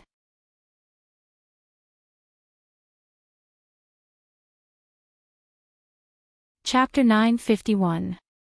But Li Mei smiled and said, "Ji Furen had already told you before that it was a coincidence that we came here to take down the results and did not think too much at that time. This herb is used to detoxify and save people's lives. Us siblings did not use it, so it was a waste to hold on to it. Things that can save people naturally have to be used to save people. This can only be considered that this herb and His Highness Prince of First Rank are fated. As for the rest, one cannot say more." When the other Furens in the hall heard this, they clicked their tongues in wonder. She was beautiful and had a good temperament. It was rare that she was generous and did not covet power. She looked like a good person, but on the contrary, Shen Miao inexplicably made things difficult for others. She did not have the bearing of a Prince Rui's consort. Li Mei then looked at Shen Miao and said apologetically, "It is just that this commoner's clothes were dirty just now, thus wearing Wang Fei's clothes. One hoped that Wang Fei would not mind. After this commoner has washed it clean, one would definitely return it to Wang Fei personally and there would not be a trace of wearing it." Shen Miao looked at her fixedly. When Shen Miao saw Mei Furen, it was after she returned to Ming Qi from the Qin country. She had long expected that there would be many more concubines in the palace, but the only one who gave birth to a son was Mei Furen alone. At first she did not believe that Fu Xiuyi's cold temperament would dote on a female, but after seeing it with her own eyes, she had no choice but to admit it. Mei Furen was deeply doted on by Fu Xiuyi, so from the start when she faced Shen Miao, she never lowered her head. Even when she lowered her head, it was a fake, perfunctory, and one that did not have a trace of happiness. Even if Shen Miao was the Empress, in the inner palace, it seemed that Mei Furen was a head higher than her, just like how Fu Xing was always more doted on than Fu Ming. And right now, that woman who always gently raised her chin and looked at her with ridicule, actually had a humble attitude and called herself a commoner girl and called her princess. How big was the world? So big that one's life could be repeated twice. How small was the world? So small that after 2 lifetimes, one could still meet enemies from the previous lifetime. Li Mei saw that Shen Miao did not reply and was somewhat embarrassed. She smiled and wanted to pull Li Ke away. Ji Furen wanted to persuade her, but in the end Shen Miao was the matriarch of the residence and she had no reason to make a decision without Shen Miao. "Wait," Shen Miao suddenly said. Li Ku and Li Mei were surprised for a moment before both of them turned their heads over and saw Shen Miao smiling gently like water. She said, "Since one saved His Highness' life, one is the benefactor of the entire residence of Prince Rui. If the two of you leave now, won't the Rui Qinhuang residence be criticized by others and be said to be cold-hearted? How can you say that the Wang Fu is cold-hearted?" Li Mei shook her head and smiled. "This is our idea. One must wait for His Highness to recover before leaving." Shen Miao smiled gently. "Otherwise, the residence of the Prince of First Rank cannot afford to give up halfway." There was some doubt in the meaning of these words. If the legendary medicinal herb that was passed down was actually fake, then Xie Jingxing's old illness would relapse in a few days. At that time, where would he go to find him? Ji Furen and Ji Yushu were somewhat embarrassed. Shen Miao was not an overbearing person, so why was she so harsh towards this pair of siblings? They were the benefactors, and no matter what, one could not use this kind of attitude. Even if there were suspicions in one's heart, there was no need to say it out loud. But Shen Miao knew that this pair of siblings would not stay because of the gratitude of the residents of the Prince of First Rank, but they would definitely stay because of the suspicions of the residents of the Prince of First Rank. Because in their life, they wanted to leave a good name after doing all the bad things and would not allow themselves to have a stain. How could they allow others to pour a basin of dirty water on them for no reason? Sure enough, when the words were said, Li Ku's face revealed an indignant expression as he said, "Do not worry. We will definitely be here and personally witness His Highness the Prince of First Rank recover."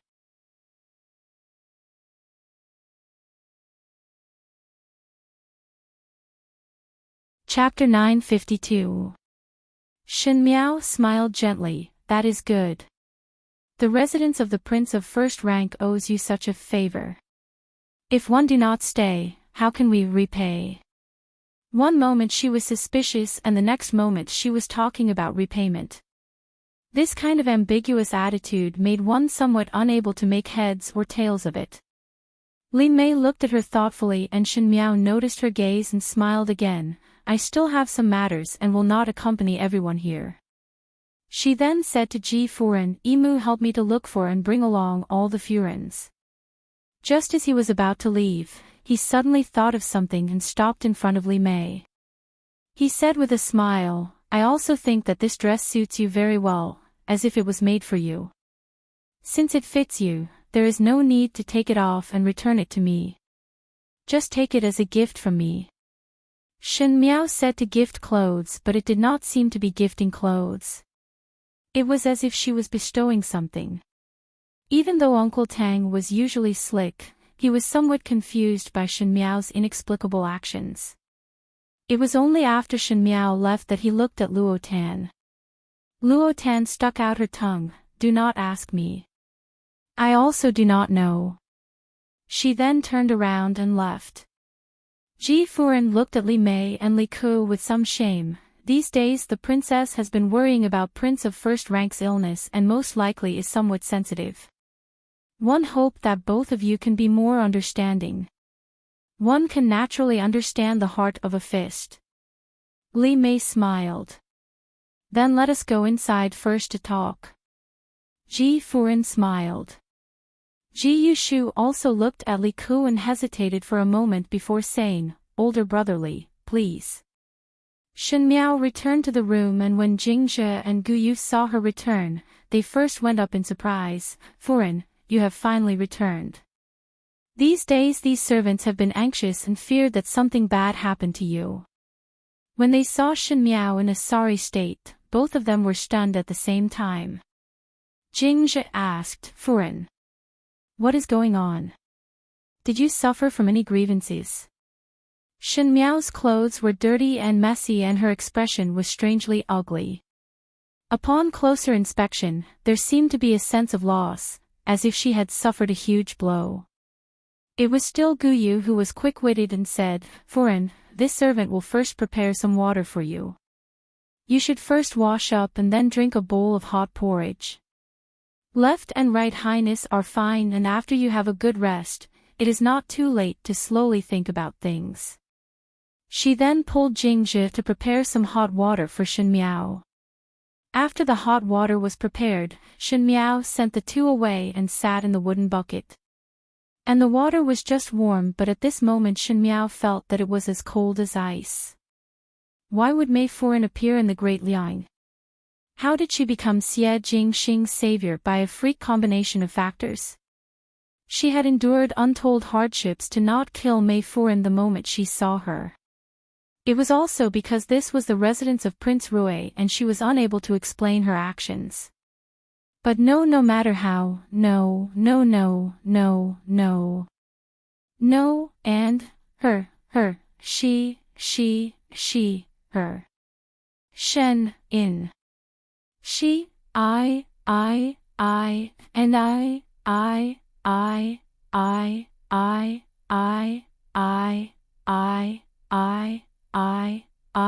rank,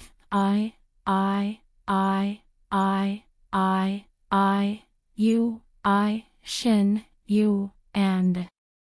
In the previous life, Shen Miao went to the Qin country to be a hostage, and when she returned, Mei Furan had already entered the palace. One heard that Mei Furan was the daughter of an official that Fu Xiu-yi met during the Eastern Expedition, but now that Fu Xiu-yi had not started the Eastern Expedition, naturally he would not be able to meet Mei Furan, and now Mei Furan was in the Great Liang. Could it be that in the previous life, Mei Furan was also in the Great Liang? According to this time, Mei Furan had not met Fu Xiu-yi and had already met Xie Jingxing. Then why did Mei Furan finally become Fu Xiu-yi's favored concubine, and why did she come to Mingqi? Could it be that this was also Xie Jingxing's intention? Shen Miao could not help but shiver.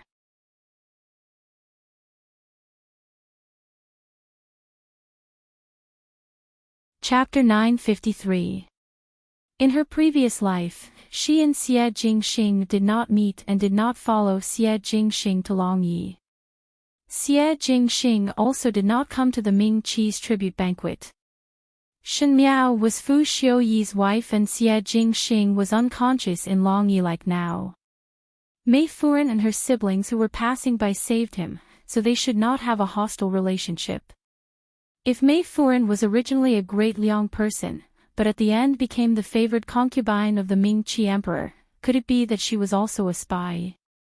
Just like how Xie Jingxing was obviously a prince of the Great Liang but became the little marquis of the residence of the Marquis of Lin and in Ming Qi's Ding capital.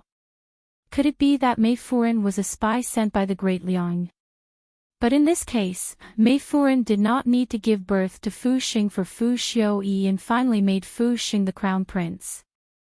Her brows knitted tighter and tighter, but compared to that, what made her most afraid was whether Mei Furan and Xie Jingxing were allies in the previous lifetime.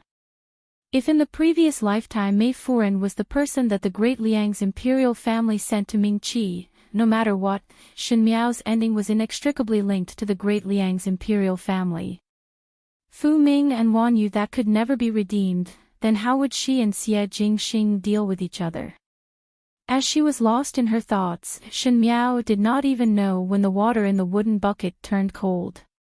It was Jingzhi who could not let it go and came over to knock on the door to call her. Only then did Shen Miao leave. When she touched the water, it was strangely cold.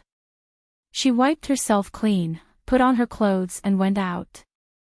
The first thing she saw was Luo Tan. Luo Tan came forward and asked, "Biao youngest sister, do you not like that Li Mei?" Shen Miao said, "Why say so? You're always very polite to people. But this Li Mei is very strange, just like how he treated Chang Zaiqing." Luo Tan thought about it, that Chang Zaiqing was not a good person at the end. Could it be that this Li Mei is also not one? Speaking of which, one always feel that you do not like this Li Mei more than Chang Zaiqing. Shen Miao was twisting her hair with a handkerchief as she lightly said, "If I say that she is a bad person, would you believe it? Is she really a bad person?" Luo Tan was stunned. "But she doesn't look like one." Shen Miao shook her head. No matter what she said, before there was any evidence, everything was useless. She said, "Are you going back?" Luo Tan was startled. "Aren't you going to see brother-in-law?" Shen Miao paused and said, "Today one is very tired and want to sleep early." "All right." Luo Tan nodded. "You've been running around for a long time these past few days. You've lost a lot of weight. Why don't you take a good rest? I won't disturb you anymore." After thinking, he said, "If you feel that there is something wrong with that Li Mei, you can also tell me. In this great Liang, only we have the same blood in our bones." After Luo Tan left, Shen Miao's face turned cold and said to Jingzhi, "Call Mo Qing over for me." It was rare for her to be this serious, especially today. There was a faint murderous aura that made Jingzhi and Guyu not dare to ask any more and went out to look for people without a second word. Mo Qing quickly walked in and Shen Miao got people to close the door tightly. When there was no one else around, she asked Mo Qing, "Where is that pair of siblings currently staying in the residence?" Mo Qing thought that Shen Miao had something important to instruct him and was slightly startled when he heard it before saying, "Staying in an empty room in the side courtyard." "You kill them for me," Shen Miao said. Mo Qing was stunned. Ever since he started following Shen Miao, Mo Qing had always seen Shen Miao's situation and it was not too much to describe it as abyss of fire. There would always be people scheming and people shooting arrows everywhere. In such an environment, Shen Miao had never suffered a loss before. She instructed Mo Qing to do this and that, and actually it was a tooth for a tooth and an eye for an eye, but it was the first time that she directly said, "You kill them for me."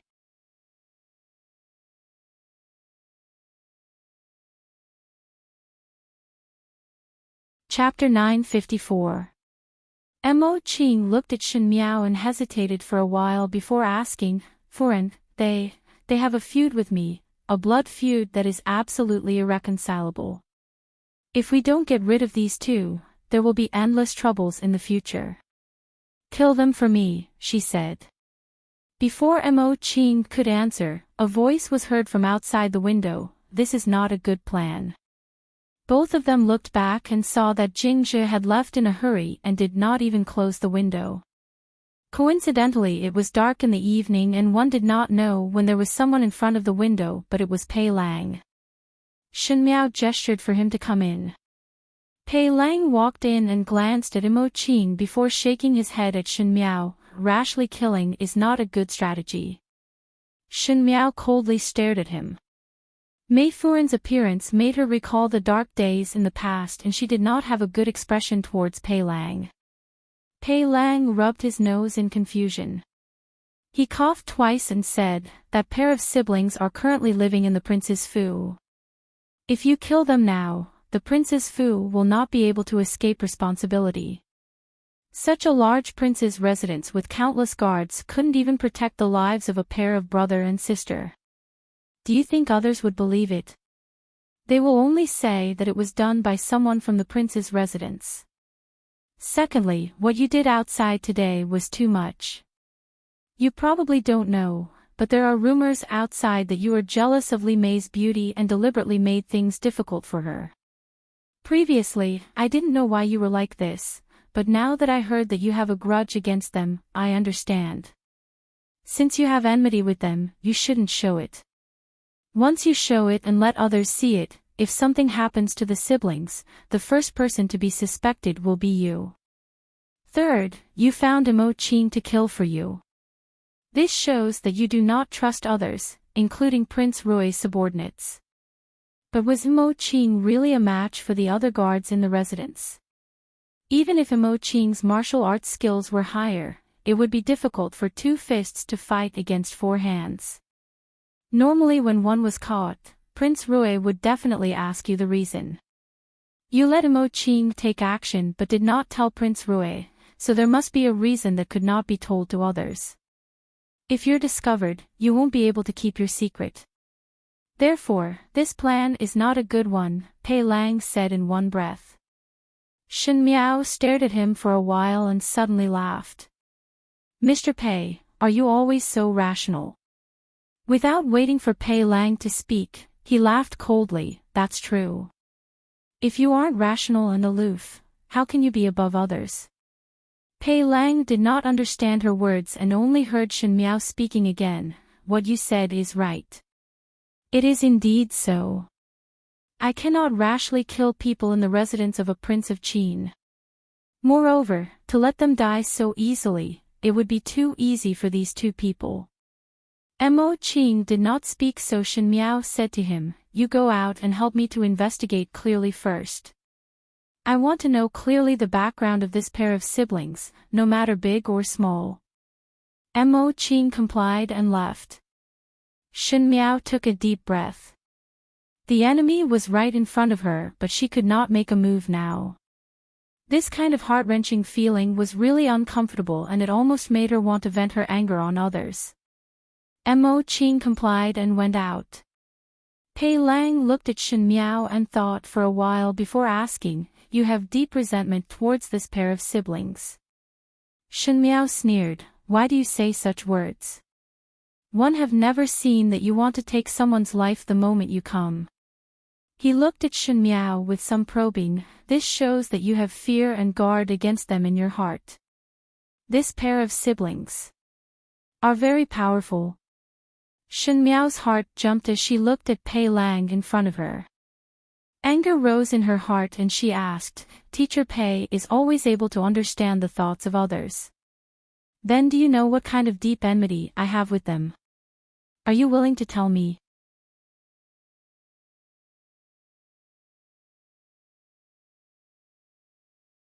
Chapter 955. They owe me 2 lives that cannot be taken back. Shen Miao said, even if I kill them 10,000 times, it would not be enough to compensate. Pei Lang was shocked by the obvious fierceness in Shen Miao's eyes and said, I can help you. Shen Miao stared at him, why should I believe you? These words made Pei Lang somewhat surprised. In the past few days, he clearly felt that Shen Miao's attitude towards him had eased up and seemed to have let go of some things. He always felt that the relationship between them was not as tense as before. But the Shen Miao today was like a hedgehog with its spikes raised up and was on guard. Her attitude towards him had returned to the past and was even more distant than before. As if they were enemies. Pei Lang knew that this was definitely related to that pair of siblings. He pondered for a moment before asking, heard that that pair of siblings are from the Great Liang. In the past, you should have never been to the Great Liang and have never seen both of them.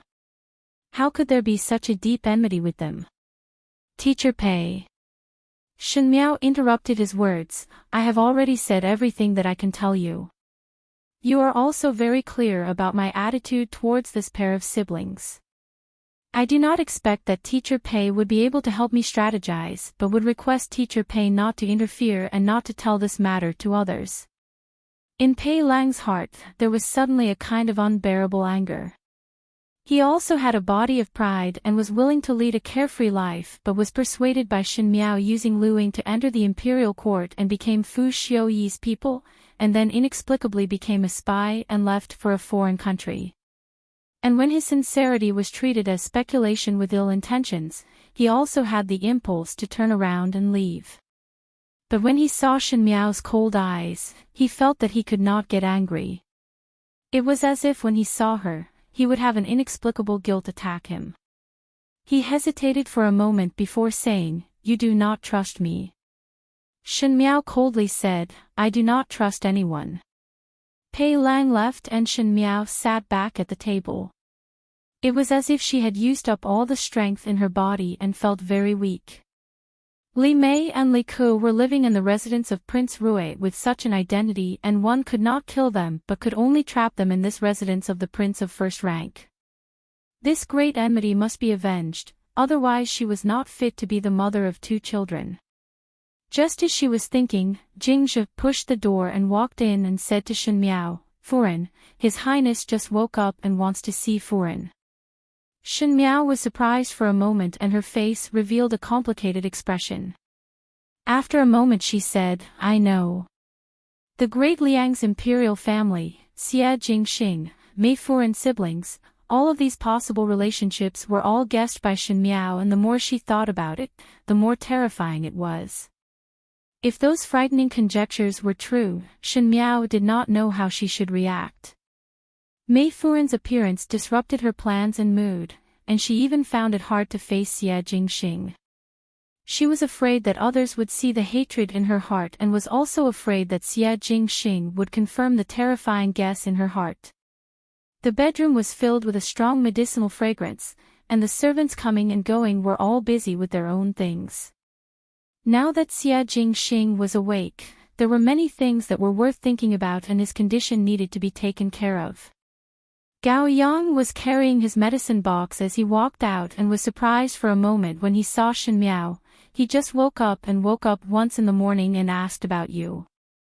His wound hasn't healed yet, so you should go along with him. Shen Miao complied and pushed the door to enter. Xie Jingxing was only wearing his middle clothes and an outer robe as he was half leaning on the couch reading a book. One did not know if it was because of his injuries, but these days he looked thinner and the contours were even more distinct. When he was quiet, he was like a noble son of a noble family as he elegantly flipped through the book. One would not be able to tell that a few days ago he was walking on the line of life and death. Shen Miao wanted to enter, but just as she took a step out, she was somewhat hesitant, as if she took this step, she would have to face a problem that she did not dare to face. She was afraid of the answer and instinctively wanted to avoid this problem. However, in life, there was no problem that could be avoided forever. Xie Jingxing's eyes did not lift up as he lightly said, "Since one is here, why not come in?" Shen Miao paused and clenched her fists before slowly walking in. Nearing the couch, she then sat down and said, "Are you all right?" Hearing that Uncle Tang said that you were already awake, one thought that you wanted to rest and did not disturb. Most likely Xie Jingxing's body was not fully recovered as his voice was still hoarse. But his lips suddenly hooked up and one did not know what kind of tone it was. Interesting. Shen Miao looked at him and his eyes were still on the book as his voice was somewhat cold. "You do not dare to look at me. How could it be?" Shen Miao smiled gently. "Is it that the illness has muddled you?" Xie Jingxing also smiled gently, but the smile did not reach his eyes. With a paw sound, he closed the book and threw it to the side before turning his head. Ever since Shen Miao came in, this was the first time he looked at Shen Miao. His eyes were sharp, but there was a hint of anger as he asked, "Shen Miao, is it that if I did not let anyone call you, you would not come over?"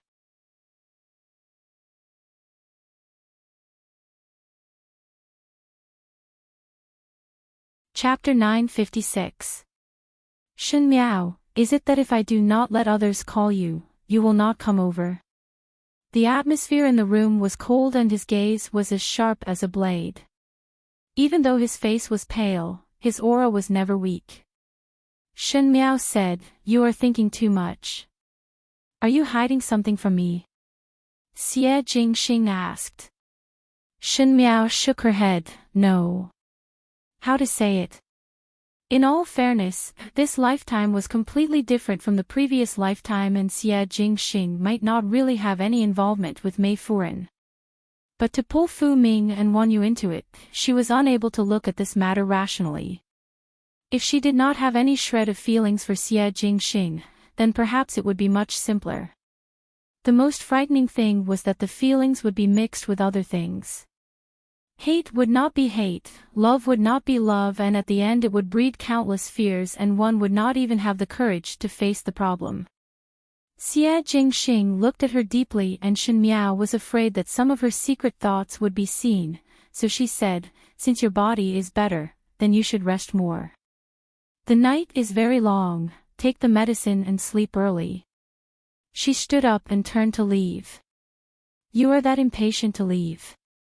Xie Jingxing's voice came from behind and there seemed to be some unseen grievances. "These few days one heard that you did not come to see me.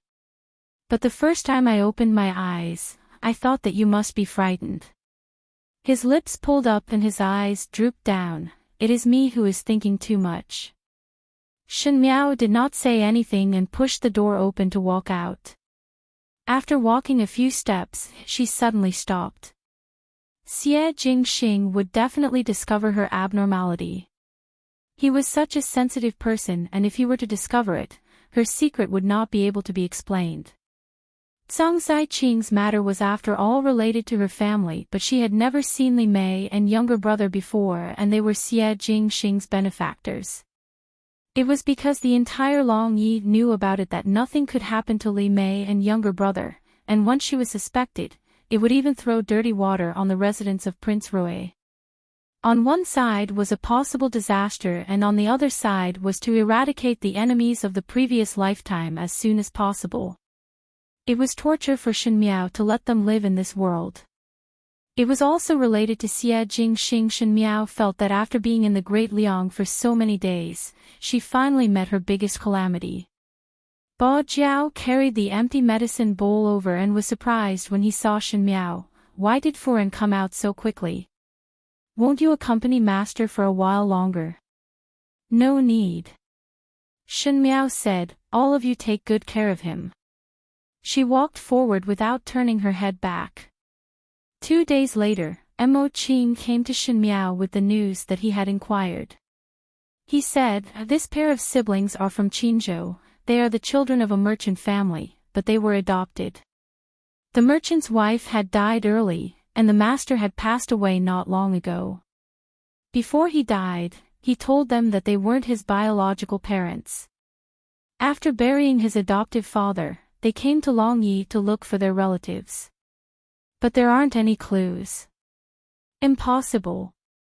Shen Miao stood up. Mo Qing said, there is only so much information that can be inquired. This subordinate let people inquire in Qinzhou, and all the neighbors know that they had watched this pair of siblings grow up. Are you sure that Li Mei did not go to Mingqi? Shen Miao's nails unconsciously dug into her palms. She had never traveled far before, and this was the first time she left a place outside of Qinzhou. Mo Qing said. Shen Miao closed her eyes. These 2 days, Li Mei and Li Ke were in the residence of the prince of first rank and would occasionally go to the Ji residence to chat with Ji Furen, but did not do anything. Shen Miao asked, then did they see your highness? That they did not. Without passing the message, no one can personally see your highness, even if it is the benefactor. Mo Qing answered.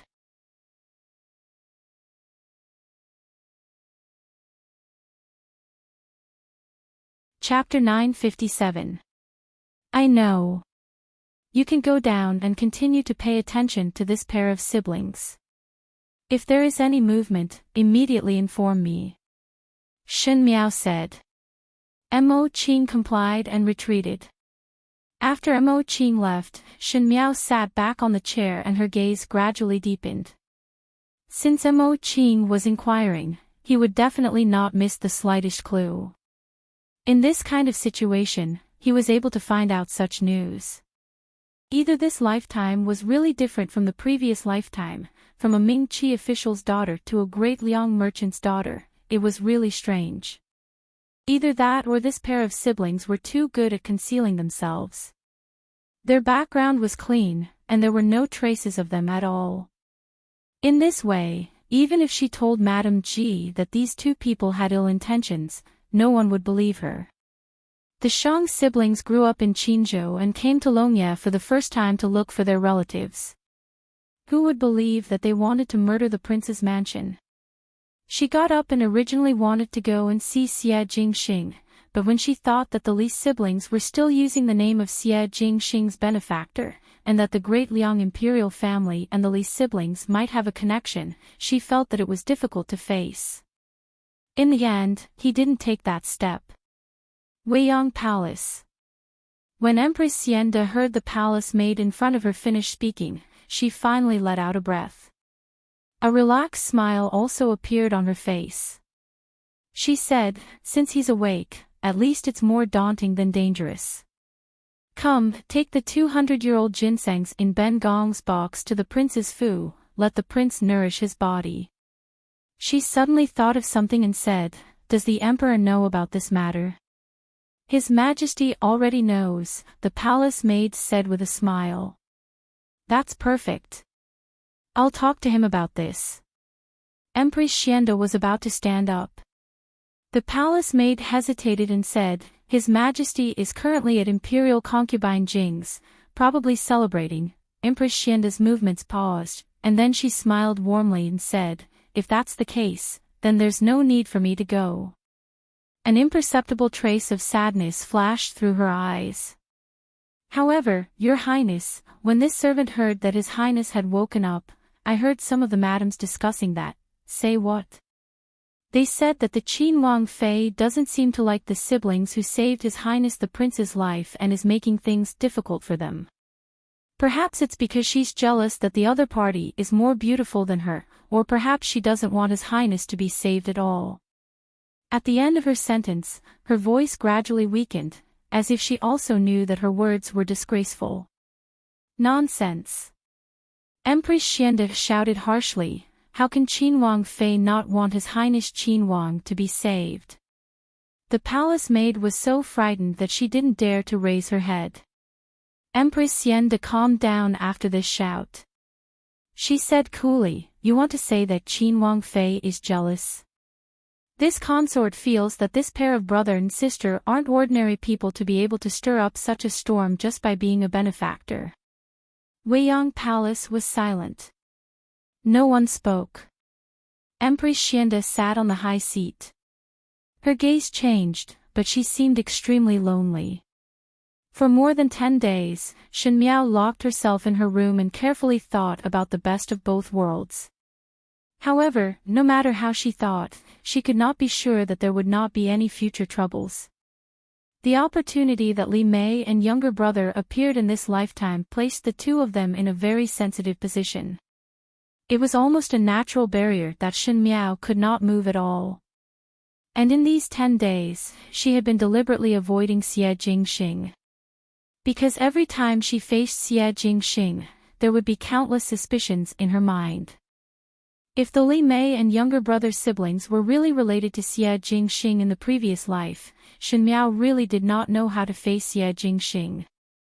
She was afraid that their fate as husband and wife would come to an end.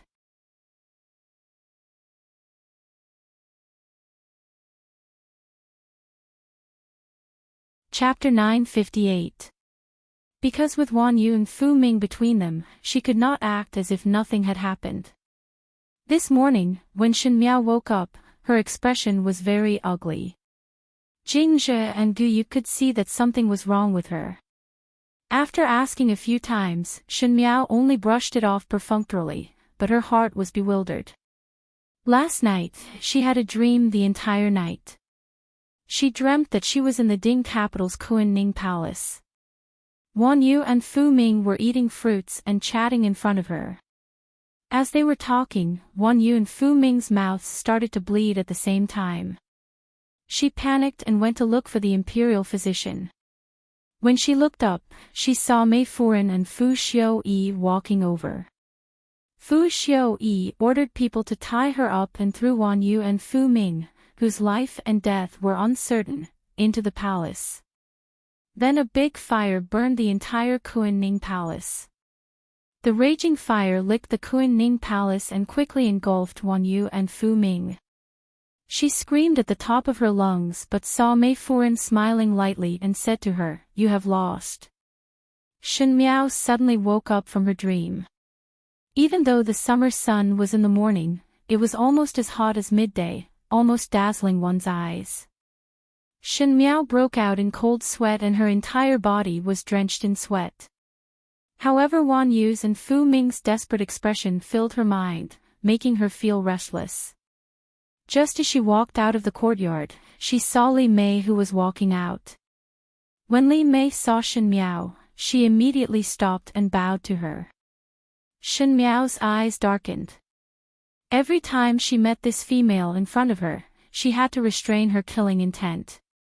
Especially that dream last night, she almost could not help but reach out to strangle the other party to death.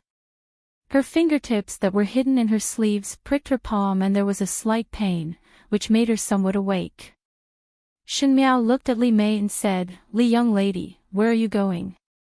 Her tone was stiff, and there was a strange undertone in it that could not be concealed no matter how hard she tried. Li Mei smiled. "His Highness the Prince of First Rank has awakened and summoned us siblings over."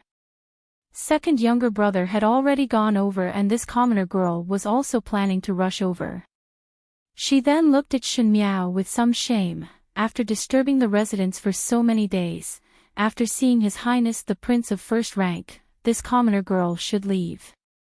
The princess consort has taken care of us a lot, but she still hasn't said a word of thanks.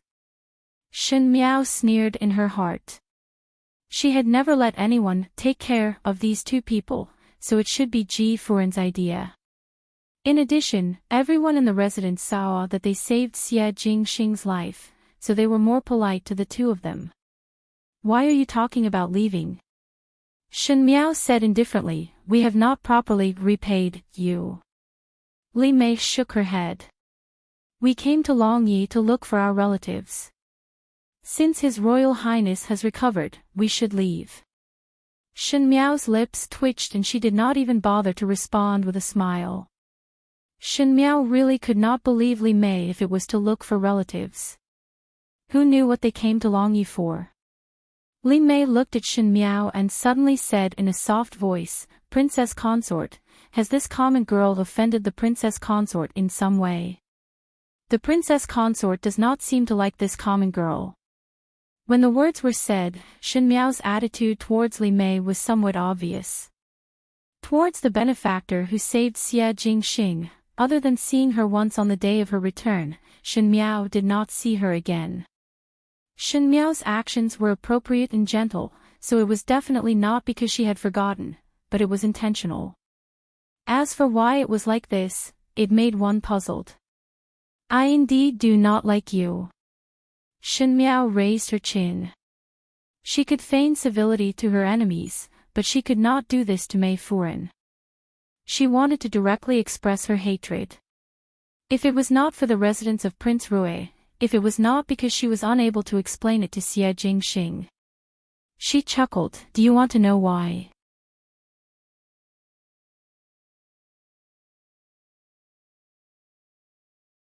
Chapter 959.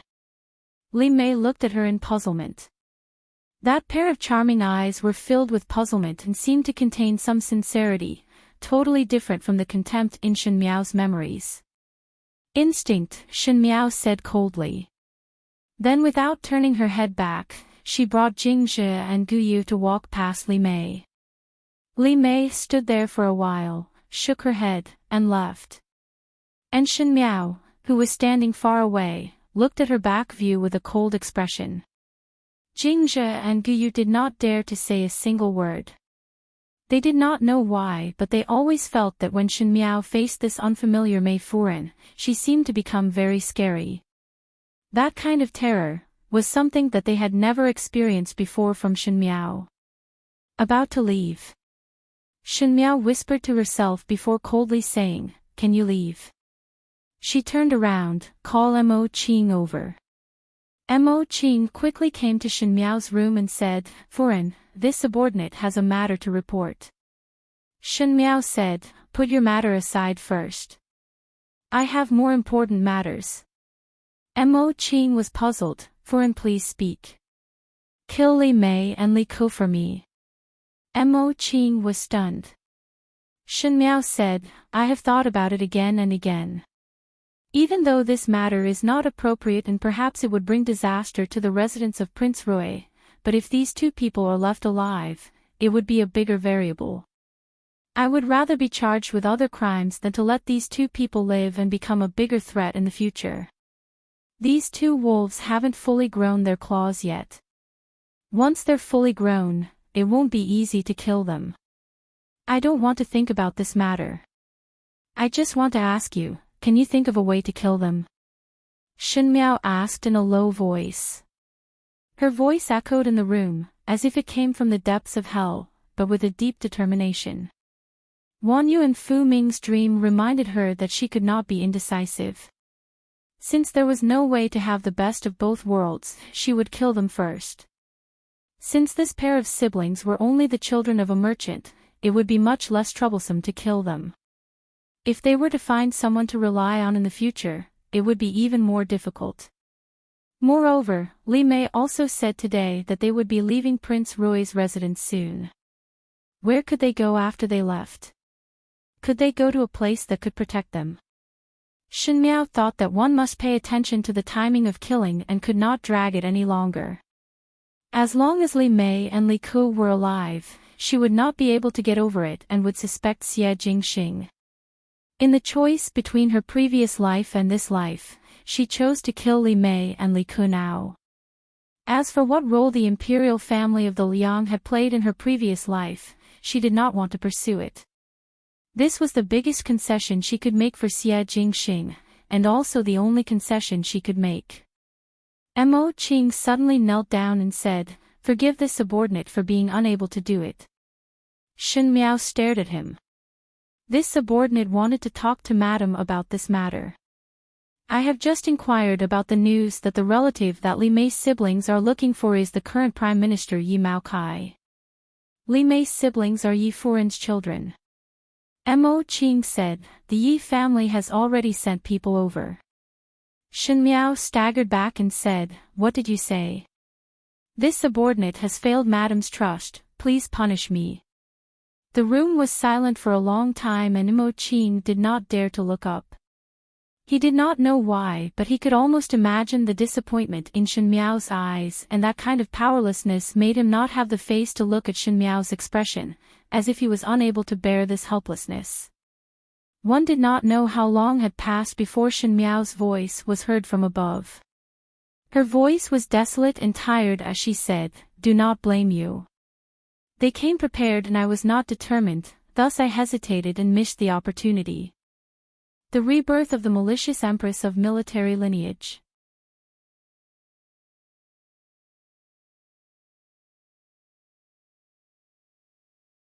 Chapter 960. But. Her voice suddenly turned sharp, as if a sharp blade had appeared from its scabbard, sharp and murderous. "Even if there is the Yi family, I must take these two lives." Long Yi was different from the Ding capital. The Ding capital was located in the north and the scenery was the most flourishing in winter when it was the most magnificent. Long Yi was located in the south and the best season was summer when the night was as cool as water and the stars were like the Milky Way. The courtyard was the most secluded one, but it couldn't block out the night. A pot of tea and a game of chess seemed to be the most satisfying thing in the world. The green-clad male drank alone under the moonlight, as if he was a green bamboo that grew in the forest. When Shen Miao came to the courtyard, she saw such a scene. Pei Lang sat in front of the stone table, drinking tea and playing chess. In fact, he was often like this. Even when he became the country tutor, his temperament was still as cold as before. Shen Miao always felt that it was not a good decision for Fu Xiu-yi to let Pei Lang enter the court. With Pei Lang's temperament, he was more suitable to live a carefree life. He read books, loved saints, liked to play chess, flowers and bamboos. All of these were elegant things, but what he did was the methods of internal strife in the court. "Teacher Pei." Shen Miao sat down opposite him. When Pei Lang looked up and saw that it was Shen Miao, he was slightly surprised. That day, Shen Miao mercilessly cut off the relationship between the both of them. No matter how much Pei Lang tolerated, he was after all a male and had self-esteem. These days he did not take the initiative to look for Shen Miao. Moreover, Shen Miao was not one who would take the initiative to lower her head. Now that she appeared in front of him, Pei Lang's mood also fluctuated slightly. Previously Teacher Pei said that he would help me. Does this sentence still count now? Shen Miao did not intend to have a heart-to-heart talk or play chess with him and directly asked. "Which matter are you talking about?" Pei Lang put down the teacup in his hands. Everything but the current matter is that I want the lives of Li Mei and younger brother. This is very difficult. Pei Lang smiled bitterly. It is more difficult than you imagine. Shen Miao said, these two siblings have a relationship with the Yi family and said that they are Yi Maocai's children. Most likely it will soon become Yi Mei and Yi Ku. It is impossible to simply kill them secretly. But I can't let them go. She said, can't and not, don't want to, which meant that no matter what, she wanted the lives of the siblings. Pei Lang frowned, but why must you take their lives? Shen Miao's smile was somewhat cold as she said, not everything must have an answer.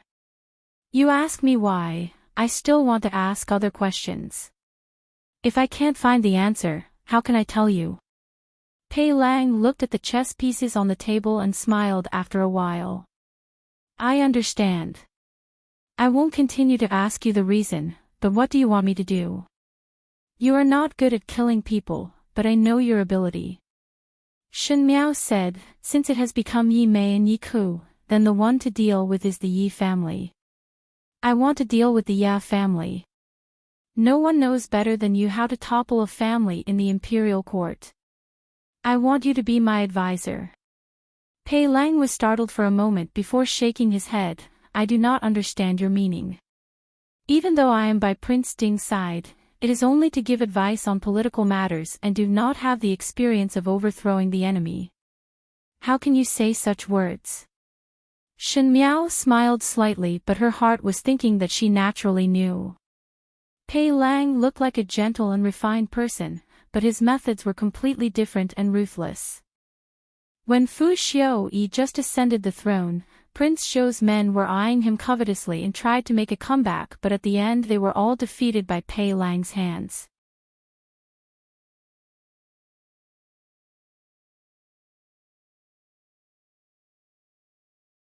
Chapter 961. I only ask you, will you help or not? Shen Miao asked. Pei Lang muttered, the Yi family's current situation in Long Yi is very subtle. The emperor of the Great Liang wanted to use the Yi clan to deal with the Lu clan. The Yi clan did not have any children, so they were easier to control. But if you have a pair of children, the structure will be broken again. Perhaps the Yi family will change sides, perhaps they will fight with the Lu family, perhaps they will ally with the imperial family to deal with the Lu family. The appearance of Yi Mei and Yi Ku is an extremely subtle point. The royal family's attitude towards the Yi family would also affect the Yi family's attitude towards the royal family. At this time, the royal family could not act rashly, so they had to be more polite to the Yi family. And you are the princess of Prince Rui's residence. Prince Rui is the emperor's younger brother and is tied to the imperial family. If you want the lives of the Yi siblings, the great Liang emperor will be the first to not agree. Shen Miao stared at him. I naturally know this, so the method I want you to think of is for the royal family to take the initiative to deal with the Yi family. Whoever moves first loses. The royal family is watching, and so is the Yi family. If you really want the lives of the Yi siblings, you must first find a mistake in the Yi family and grab hold of the Yi family's weakness. It's best to stir up a dispute between the Yi family and the royal family. Shen Miao asked, what about the Lu family? Pei Lang was stunned. What if I let the Lu family and the Yi family fight? Pei Lang shook his head. You only think that way because you want to protect the prince's residence.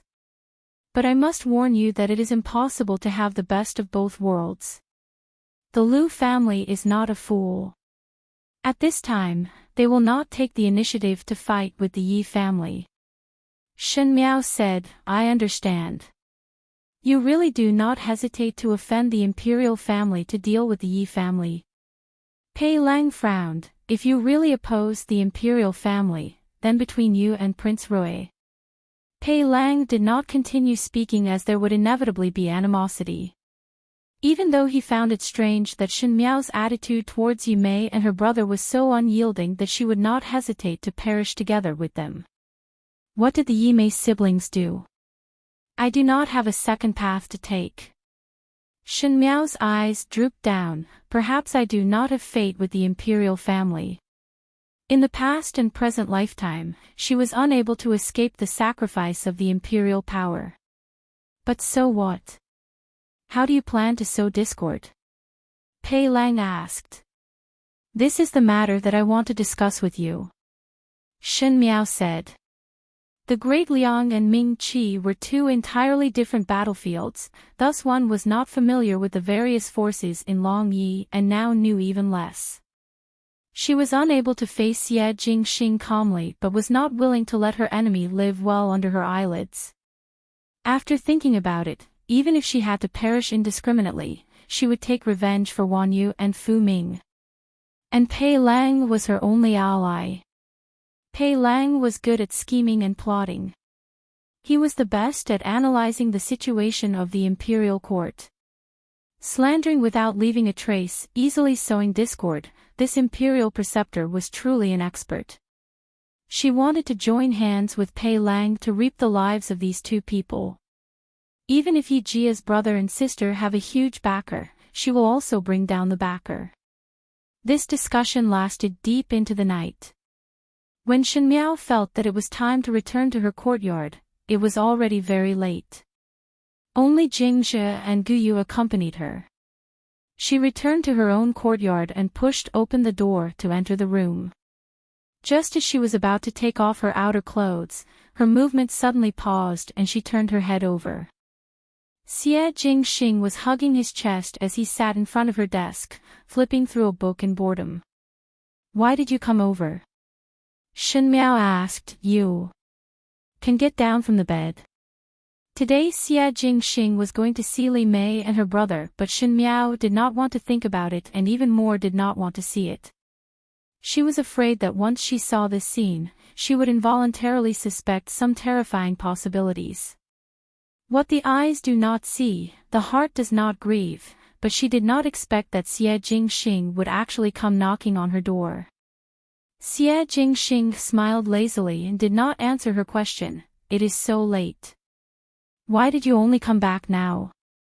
Could not sleep. Shen Miao said, so strolled outside. Xie Jingxing threw the book in his hands onto the table and said, Oh. Did you go to drink tea and drink with Pei Lang? This posture, it seemed that he was here to denounce her.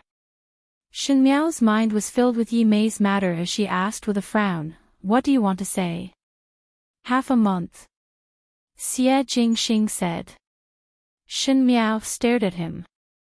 He also stared at her and his complicated gaze made Shen Miao's heart palpitate for a moment. He said, I have been awake for half a month and you only came over to see me once. Did you forget that you are the Wang Fei of the residence of Prince Rui and my wife? He said. Shen Miao did not speak as this could not be explained at all. But Xie Jingxing stared at her and his gaze was disappointed and slightly angry as he said, I waited here for you for an entire night and you were drinking tea and playing chess with Pei Lang. Shen Miao, could it be that you like that scholar? Shen Miao's heart suddenly surged with an unknown fire. She was entangled with Yi Mei's matter and could not sleep at night. Because there was a residence of Prince Rui in the middle, she did not dare to rashly move, thus she missed the best opportunity and was unable to kill the enemy. In such a quagmire-like place, Xie Jingxing was actually able to put her and Pei Lang together. She said, What does that have to do with you? Xie Jingxing pulled Shen Miao in front of him. He pulled so hard that Shen Miao almost fell down and was supported by him. Xie Jingxing pinched her chin and said word by word, If I want you now, then there would be a relationship. Shen Miao frowned and said, Perhaps our alliance is too hasty. Xie Jingxing paused and looked at her deeply, perhaps. He suddenly let go of his hand and stood up all of a sudden. With his back facing Shen Miao, he said lightly, Is your heart made of iron? In your eyes, there is only use and schemes, but I am a living person. Actually, from the beginning to the end, your heart has never been moved. He said indifferently.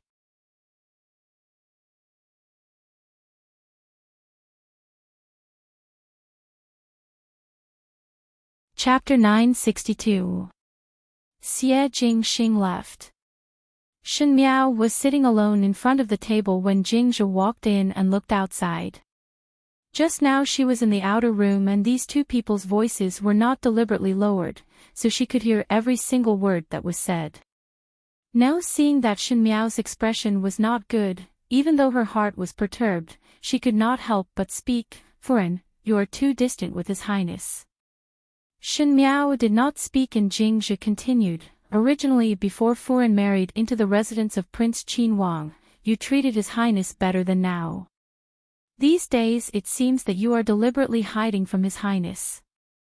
One who is ill would be particularly sensitive, especially after His Highness escaped from death. One fear that his heart would be even more subtle.